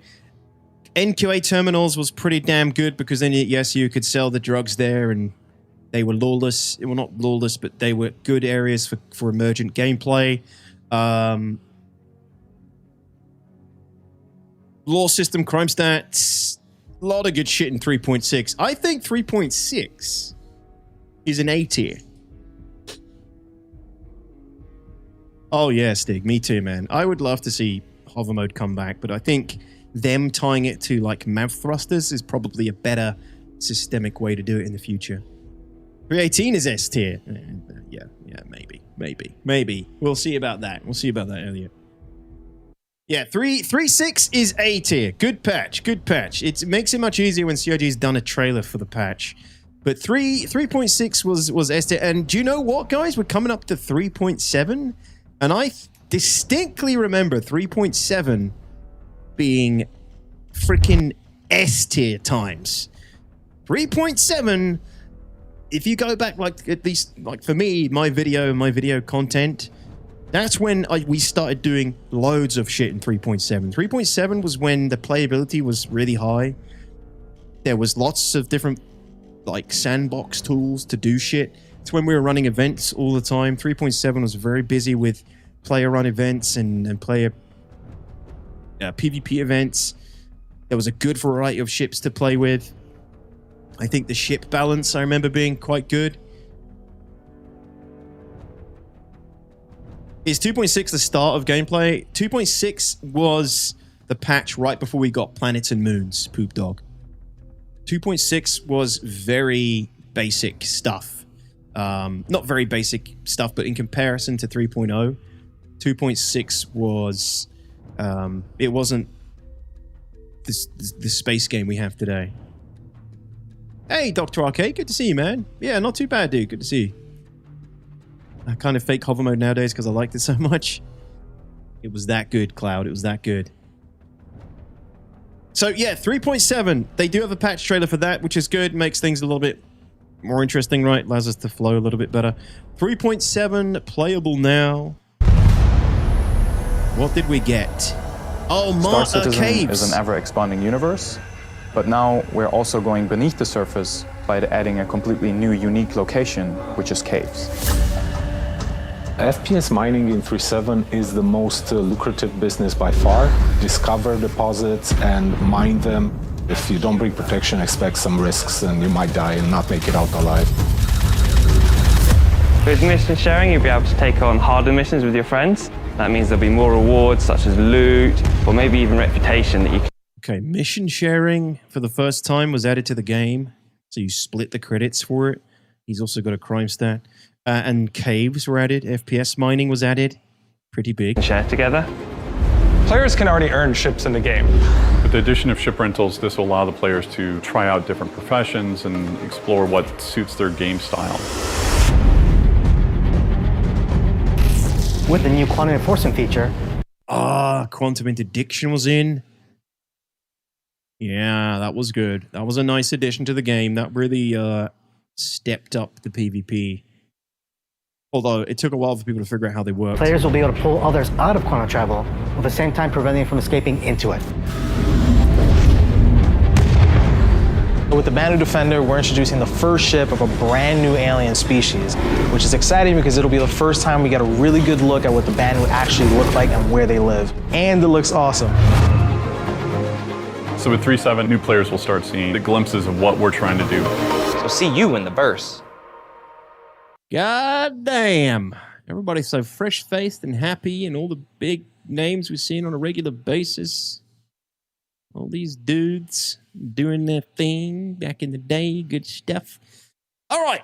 FPS mining caves. We're talking like, yeah, sort of B tier, C tier for the caves. They were hotspots in the beginning. They did generate quite a bit of sort of emergent gameplay. Mission sharing was pretty big, but I seem to remember the mission payouts was so low.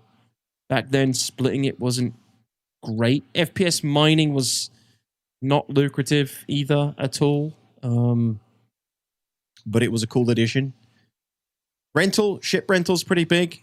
Don't remember it being very popular though. I remember ship rental being... Quantum enforcement was really cool.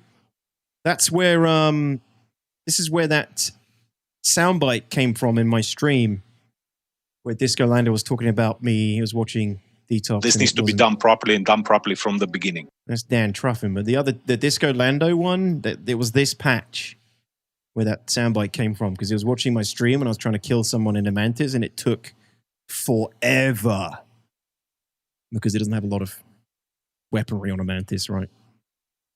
Ship rentals are for poor people. The Skybox, genuinely, Elliot, Max, come on, let's get this Skybox back. So much better. It's crazy. When people talked about the Skybox being better, I never really thought about it, but seeing it now, it was a lot better. As a former caveman, I can say it's a B. Too bad the Defender is no good. It was very good for quite some time in one of the patches, Stigs. Actually, caves were B tier to start if you didn't get lost in it.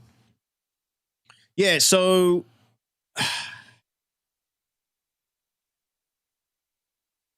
aside from those features that came in, generally... And let me just remind myself with the patch notes here. 3.7... I remember being an extremely good patch for just stability, performance, group gameplay. Any of the guys from original guys from my org, this is when our org really started coming together.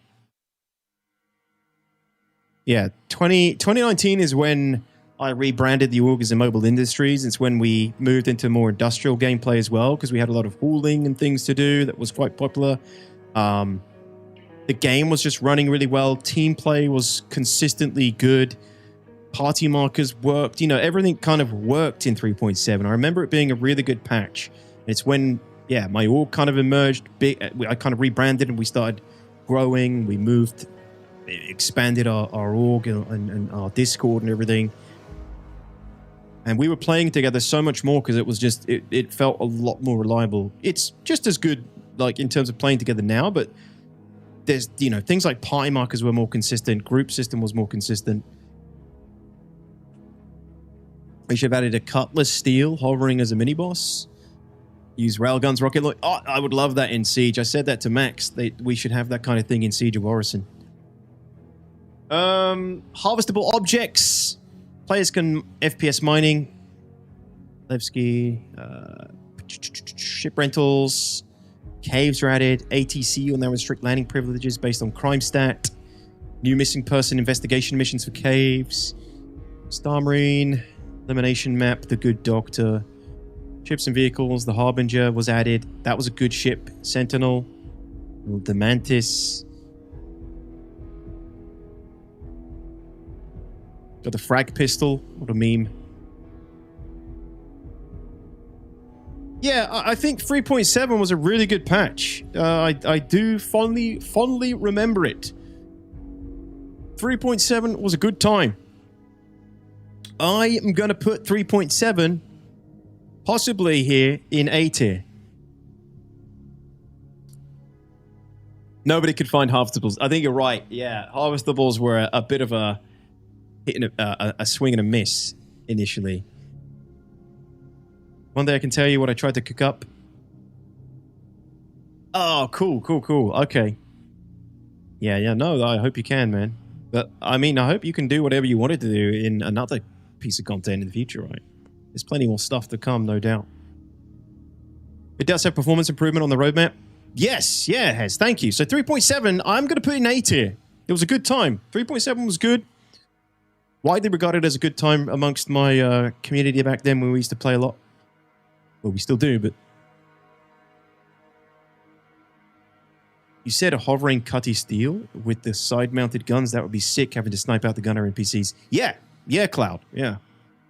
That's what Delayed said. I mean, it would be a really cool addition. We already have cutlasses that come in and drop people off, NPCs off in Pyro, right? The functionality's been there. It was there before Pyro. It was a thing we had before. They just re-implemented it. It would be really cool to see that in certain areas where, I don't know, an NPC is on the gun and it's shooting at you. You've got to shoot him off or just blow up the ship. In terms of like PvE. No, Dr. Arcade, I would wait, man. You got plenty of time. Plenty of time. There's no hurry, buddy. Still. Believe it or not. Okay, so 3.7, A tier, and then 3.8 coming up next. 3.8. Do we have a patch trader for 3.8? I don't think we do. Oh, we do. Okay. Oh, 3.8. I remember now. I remember. 3.8. Thank you, No Clip. Me too, I think. What's cool about Alpha 3.8? New planets, new tech, new features. It's like we're exploring new frontiers here, and that's pretty cool. Grison, thanks so much for the brand new Prime. You can see how beautiful Planet... Oh shit, we got Planetech V4, guys. This is Planetech V4 3.8.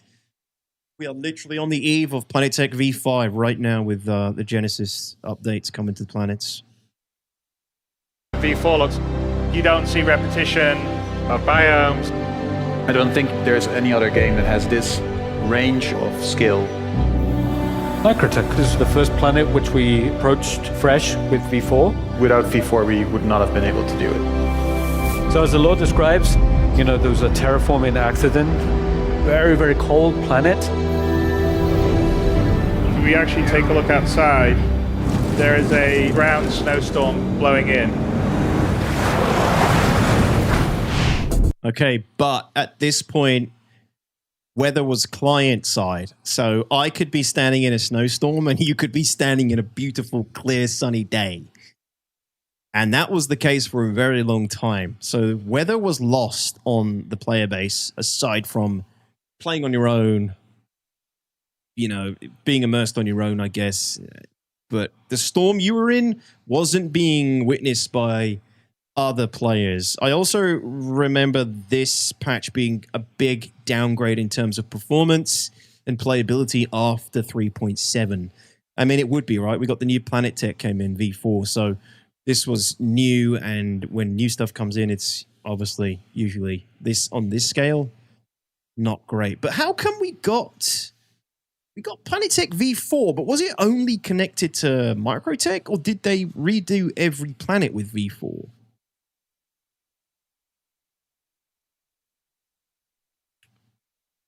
Which patch was it when we enjoyed the Laranite festivities? Ooh, good question. Good question, Clovis. I can't remember which one that was. That was in the 3.10s, I think. Server object containing streaming plus Microtech plus V4. I think V4, was it connected to just Microtech and its moons at this point? I can't remember. There is a ground snowstorm blowing in.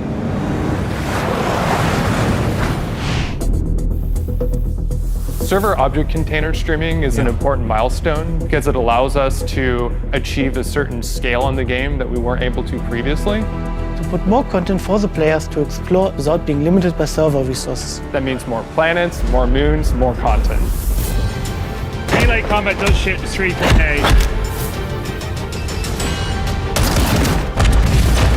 I wish it did that.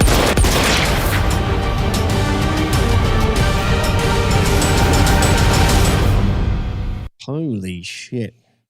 So we got the mole, they flashed a bunch of stuff. Melee combat, new weapons.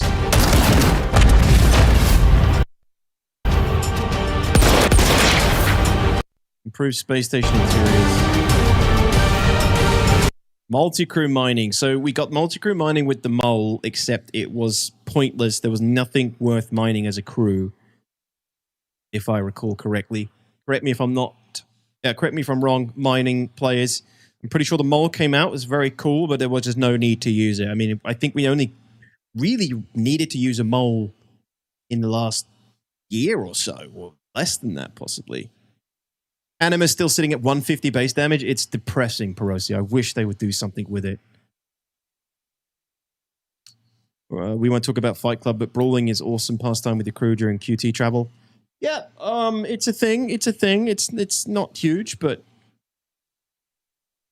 3.8 was, yeah, pretty big, I guess, in terms of the Planet Tech. That was the biggest thing about it. Microtech was very underperforming in terms of like performance. It was Chug City. The planet was Chug City. The weather effects were client side. Generally, the game went downhill in terms of stability and performance here. Server object container streaming was not any kind of silver bullet. It was a necessary piece of tech, but it didn't improve things like object container streaming did, and iCache. And then you got melee, a few new guns. I think 3.8 kind of sits 3.8 kind of sits like a C, like a D tier again. It's not I don't remember it being particularly bad. It can't really go below D.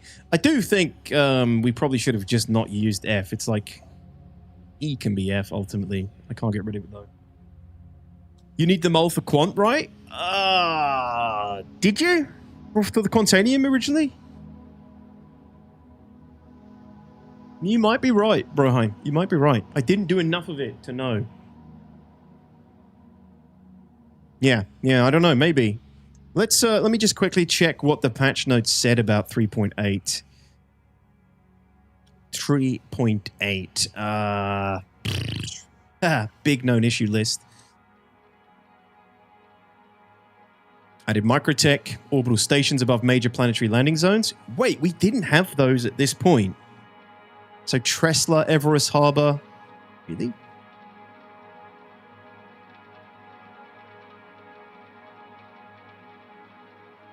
Added impounding function to the lore system. New find functionality to the lore system.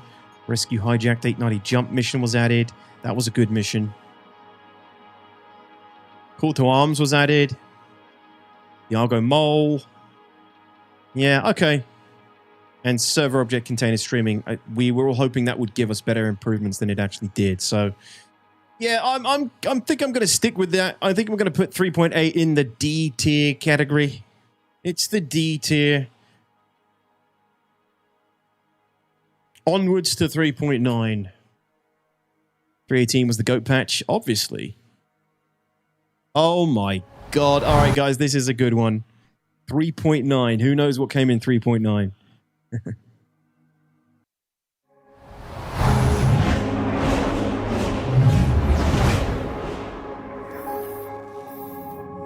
.9 is going to broaden the visual spectrum of Star Citizen a lot.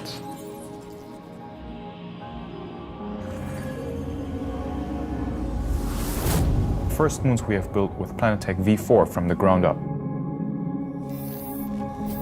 You get caught, you go to jail. You can pay off your debt to society, or you can try to escape. The Caterpillar mission is really cool. It's the first of our ship we've... Oh, we didn't get the Price of Freedom with Twitch initially. The Price of Freedom came later on in this patch. The Caterpillar mission is really cool. It's the first Tavaran ship we've seen in game. Prowler. Hunger, thirst, and extreme temperatures, it all affects you now. This is the tedium patch. We got prison, we got survival mechanics.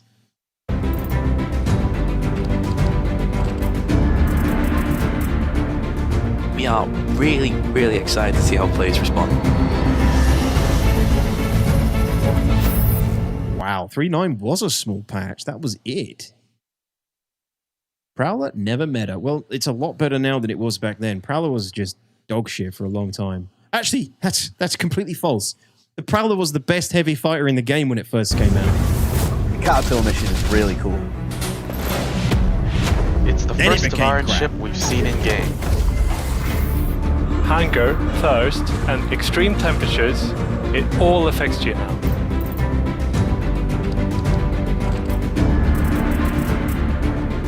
We are really, really excited to see how players respond.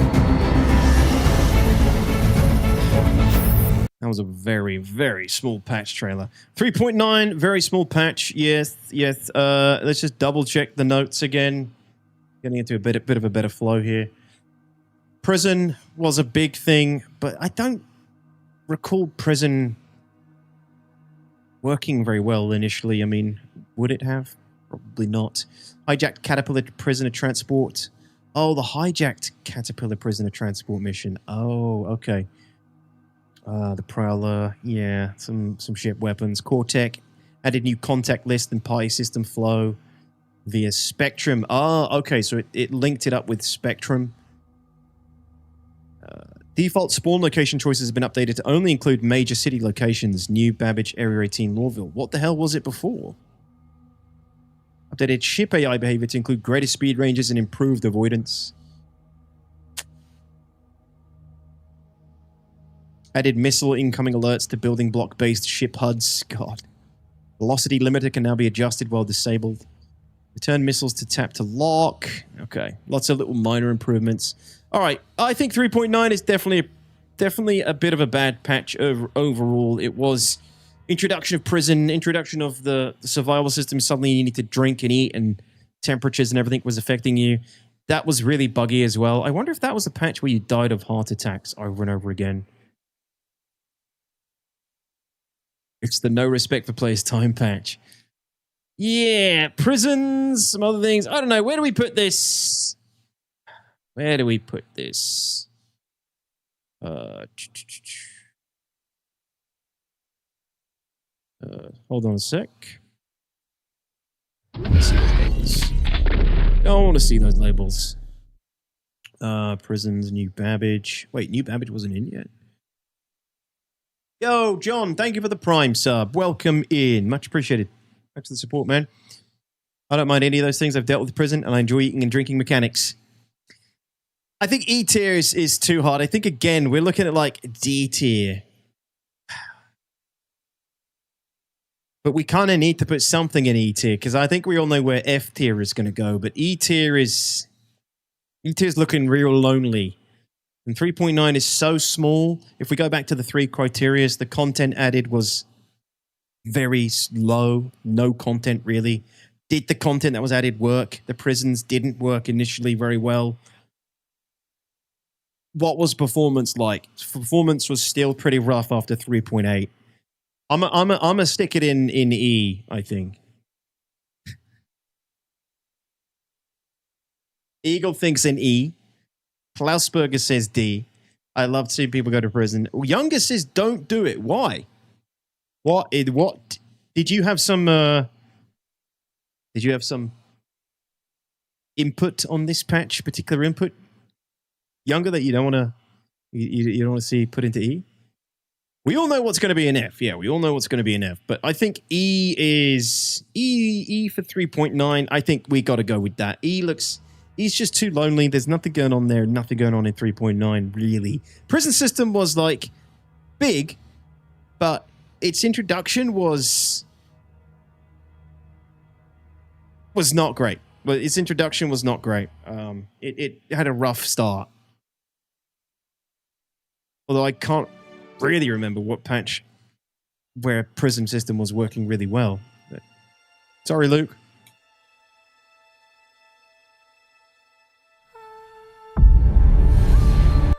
Finally, we have consistent patch trailers now, so we don't have to just look through the patch notes. But 3.10, Flight and Fight. I have like a strong memories of this patch, I think. Need to have my memory jogged. We got hostiles inbound. Stay alert. I got 3 targets. This is the patch where they really overhauled turrets.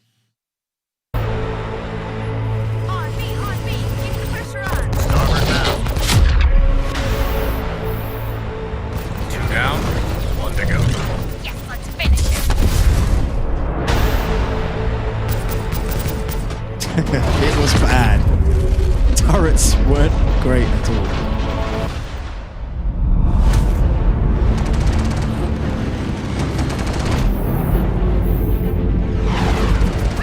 Catch me if you can.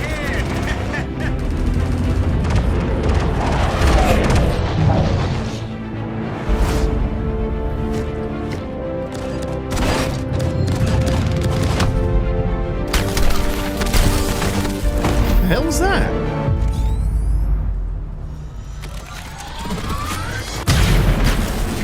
Oh, the ATSCAM. The Rock DS in 3.10. New and improved vehicles. Oh, wait, was that the standard Rock? No, that was the standard Rock, sorry.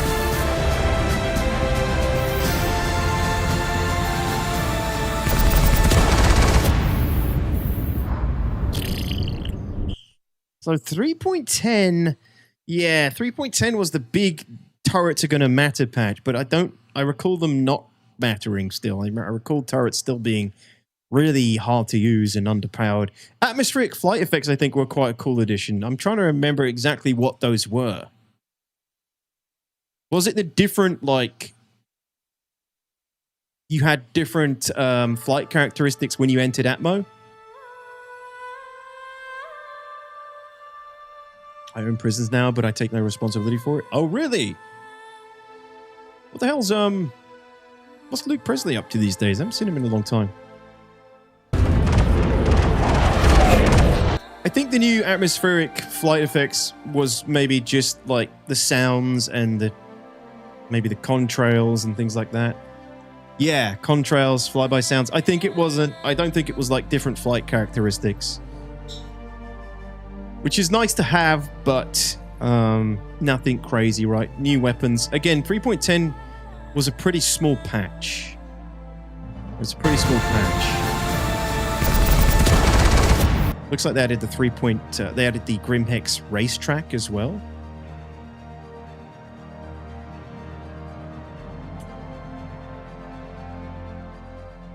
The 3.10 new Babbage shop editions, Grimhex.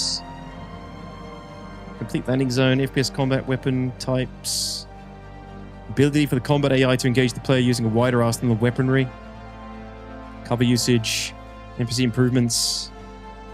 Player trading. Allow players to send currency to each other for a minimal service fee.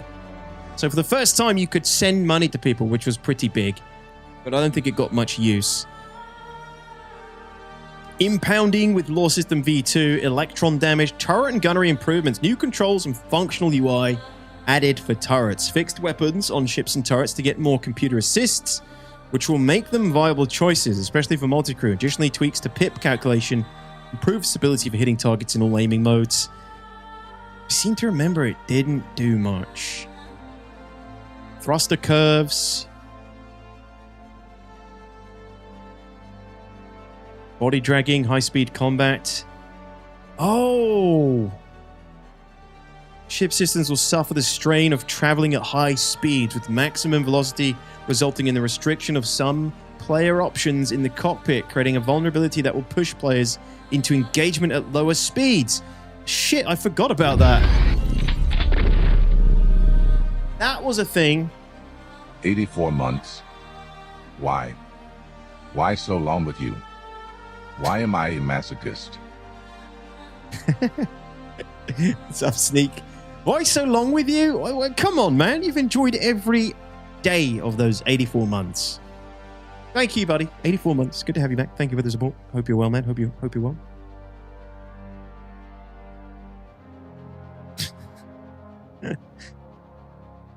Welcome back, man. Hope you're well. Yeah, high-speed combat. I forgot this was a thing. When you were traveling at a certain speed, your ship would, like... Wouldn't it, like, shake and you'd lose control much easier? You had to drop right down to do any kind of combat because they were trying to slow ships down. The same problems we're dealing with now. This was in 2020. The same balance issues we're dealing with now where they're trying to slow and bring ships closer together so that turrets matter. This was the same problem they were trying to defeat back in 3.10 by forcing you to slow down. Then we got master modes in 3.23. Crazy, I forgot about this. So that was a thing. Ship HUD rework. Restricted area rework. Got the P-72 Archimedes, the Krug Intergalactic and Origin M50 improvements. Woo! Okay. 3.10 was a patch. I think it's another freaking so many D tier. I think it's another D tier patch at this point. Another D tier, or maybe even an E tier. Content, playability, and performance. Performance was still pretty poor in 3.10 because that was one of the reasons turret gameplay sucked. The content was very slim. Rework to flight, which wasn't well received. I think it's another E tier patch, guys. I've enjoyed all of them as long as the Supremacist is asking. Good answer, Sneak. Thank you. Very good answer. 84 months, Sneak needs a mental health check. I think you've been here longer, Q-Pan. You've been here longer. Just not something long is long.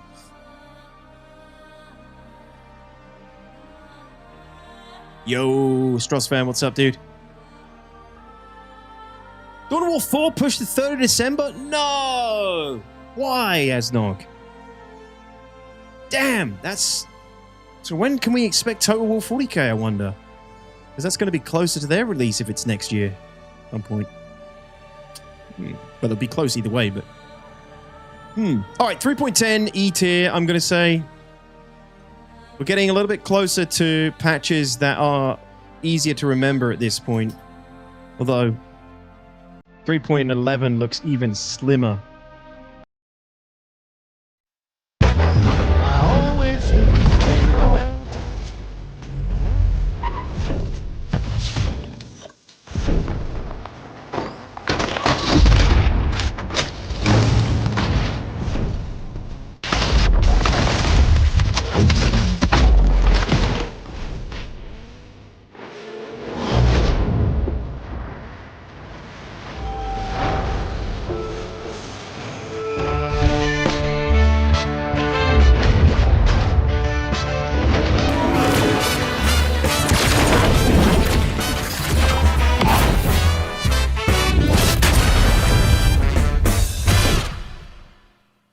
Damn, the patches definitely started to get thinner at this point.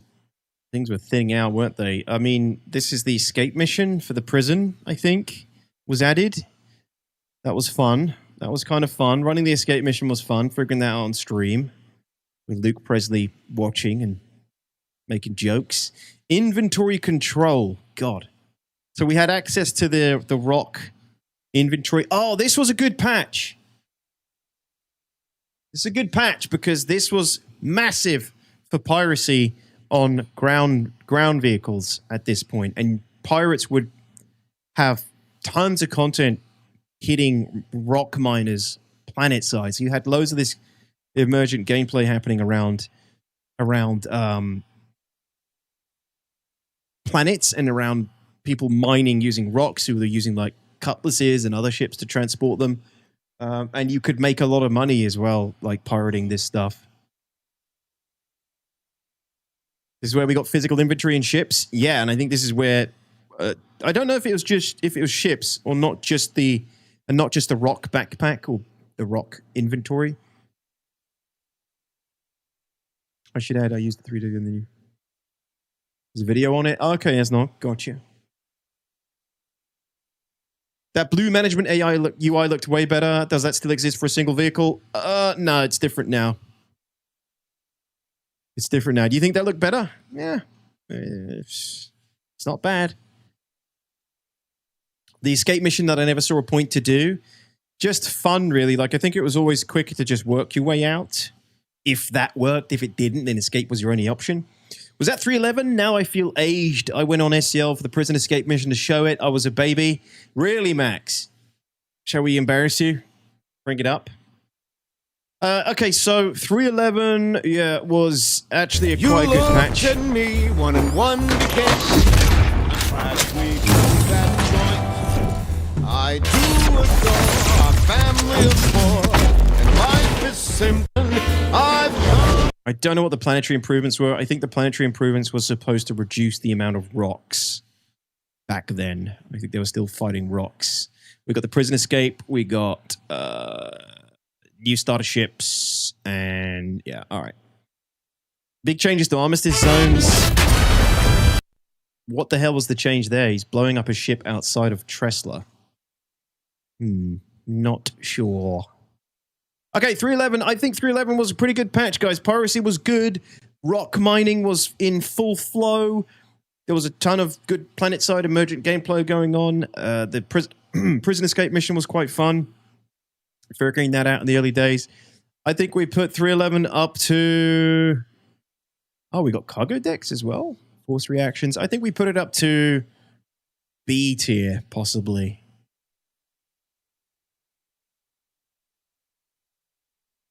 I personally think we should be able to break our friends out of prison from the outside and start a prison riot.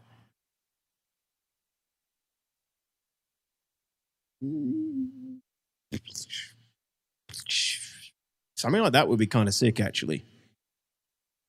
Yeah, maybe if you bring enough force, you can like start a riot where people who are in there have like a short period of time where they can escape. That's a great idea, actually. I got called Daniel Radcliffe. Someone said, you're a game designer, Harry. Oh, really? You look like Daniel Radcliffe. I wouldn't say you look like Daniel Radcliffe. You think it's D tier, guys? You guys are just, I mean, I think considering some of the other things we have in D tier, 311 has to be above D tier. The content was good in terms of emergent content. The content added in terms of the prison escape worked quite well. That was pretty good. We're talking like CB tier. The emergent gameplay was CB tier. The rock mining was CB tier. Yeah, I think it's between B and C. And considering 3.0 is in B, maybe it does belong in C. I think it belongs in C. Hey, Porter, how's it going, buddy? When the vehicles spawn, prison escapes a blast when the vehicles spawn. True, yeah, and that started to get worse and worse.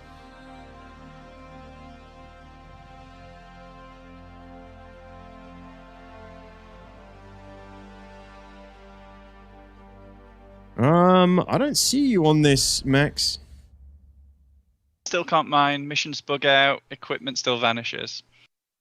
Prison gameplay in 311? Where are we at right now? How no, are we doing? you should, come on, cut me deep. You should have used the one that's not in chat. Why isn't it still fixed? Still can't mine, missions bug out, equipment still vanishes. Right. There's a few issues. I think a lot of them stem from the way we give you the multi-tool.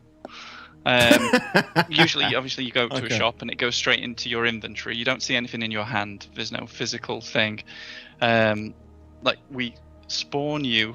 Sorry, getting a phone call. Luke Presley it feels like Luke Presley was so haunted by prisons. The way we give you the multi-tool... Mine missions bug out. Why isn't it still fixed? Still can't mine. Missions bug out. Equipment still vanishes. Okay. Still can't mine. Equipment bugs out. Missions bug out. Equipment vanishes. So actually, 3.11 prisons weren't working very well apparently, but that's why everyone was escaping, because that did work, and it was the only way to get out of prison. It rings a bell. I remember now. Okay, oh my god, patch 3.12. Well, okay, so this was actually a pretty damn big patch.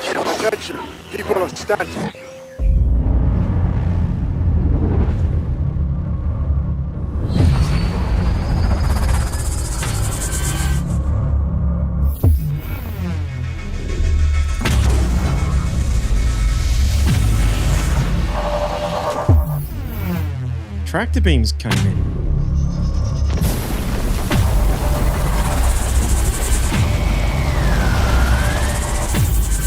Improved mining you are.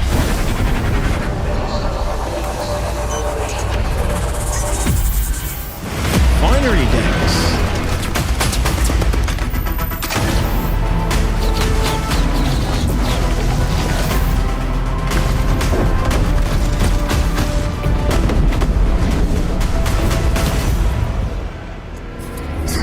This was also when the Idris, when we had hotspots, I think in 3.12, we had hotspots where Idris and other AI from the UEE would turn up when you created too much crime in one area.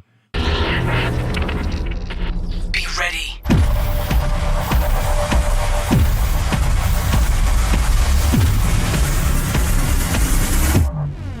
And Assault on Stanton arrived, which was the Xeno threat, right? The big Xeno threat mission. So 3.12 was actually a freaking good patch.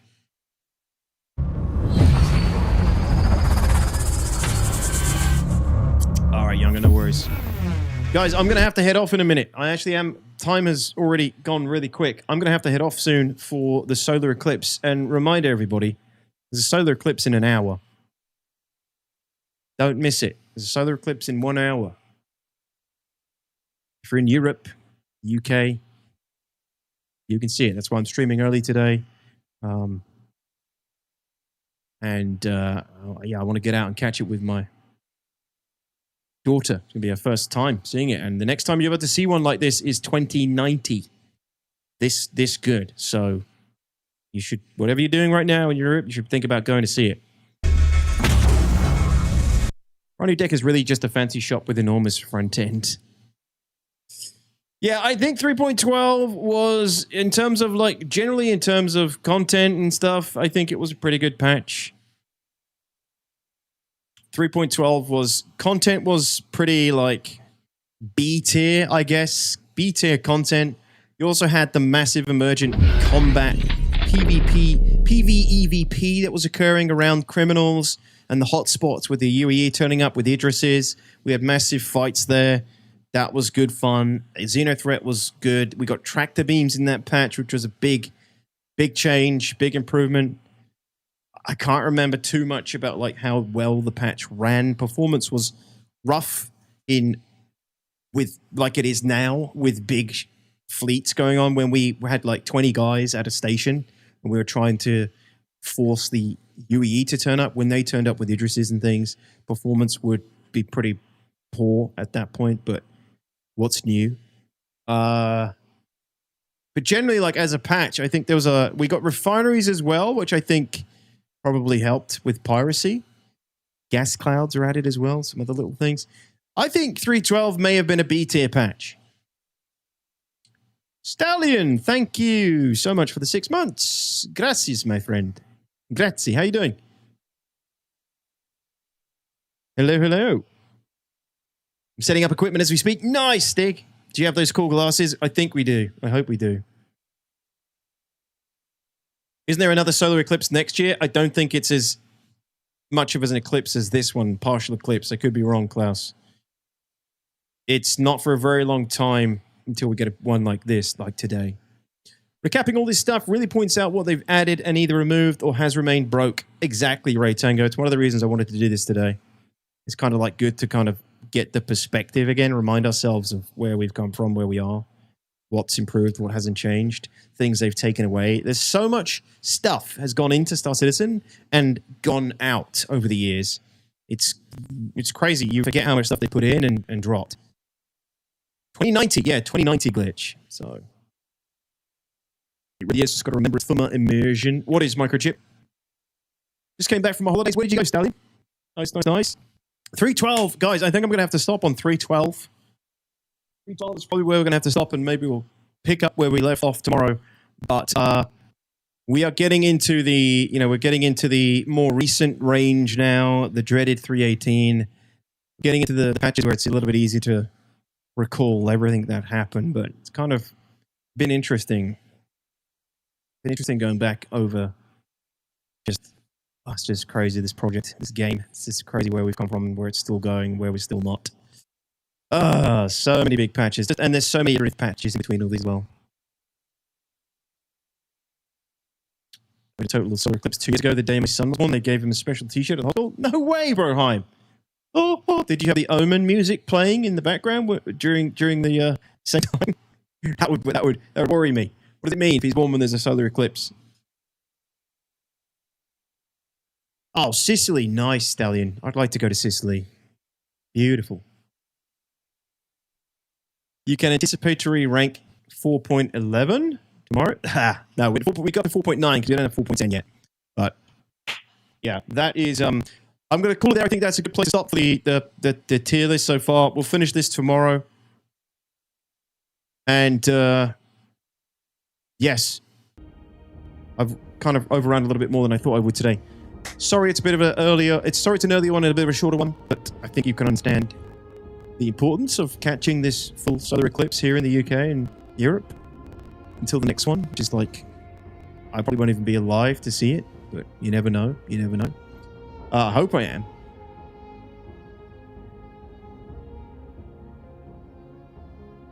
Am I buffering glitch? Oh, okay. No, I don't know why. I'm not dropping any frames. We had some issues today. We have had some issues with the stream, but not dropping any frames. Don't know why I'm buffering.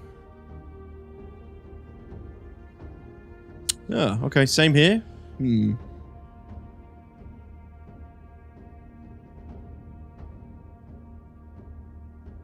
Is it still buffering? Hopefully not. Yeah, for sure, cousin. Go for it, man. Right. Ladies and gentlemen, thank you very much for coming out. I will be back tomorrow. I will see you then.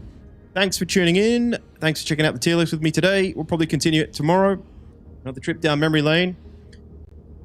Painful memory lane in some instances, but audio's weird. Okay, if the audio's weird, I'm going to go now anyway, so I will release you from this torture. I don't know why it's weird. It shouldn't be. I'm not dropping any frame. Don't know what's going on. It's very annoying. It's really annoying when it's out of my control like that. But anyway, much love, everybody. You guys enjoy the eclipse. Go see the eclipse. Don't miss it. It's big. Go touch grass. Go get some... Find something to put over your eyes or whatever. Just something. Go see it. You'll be annoyed if you miss it. All right? You'll be annoyed if you miss it. I think if you're in America, you're out of luck. But for us guys in UK, EU, it should be good. Right.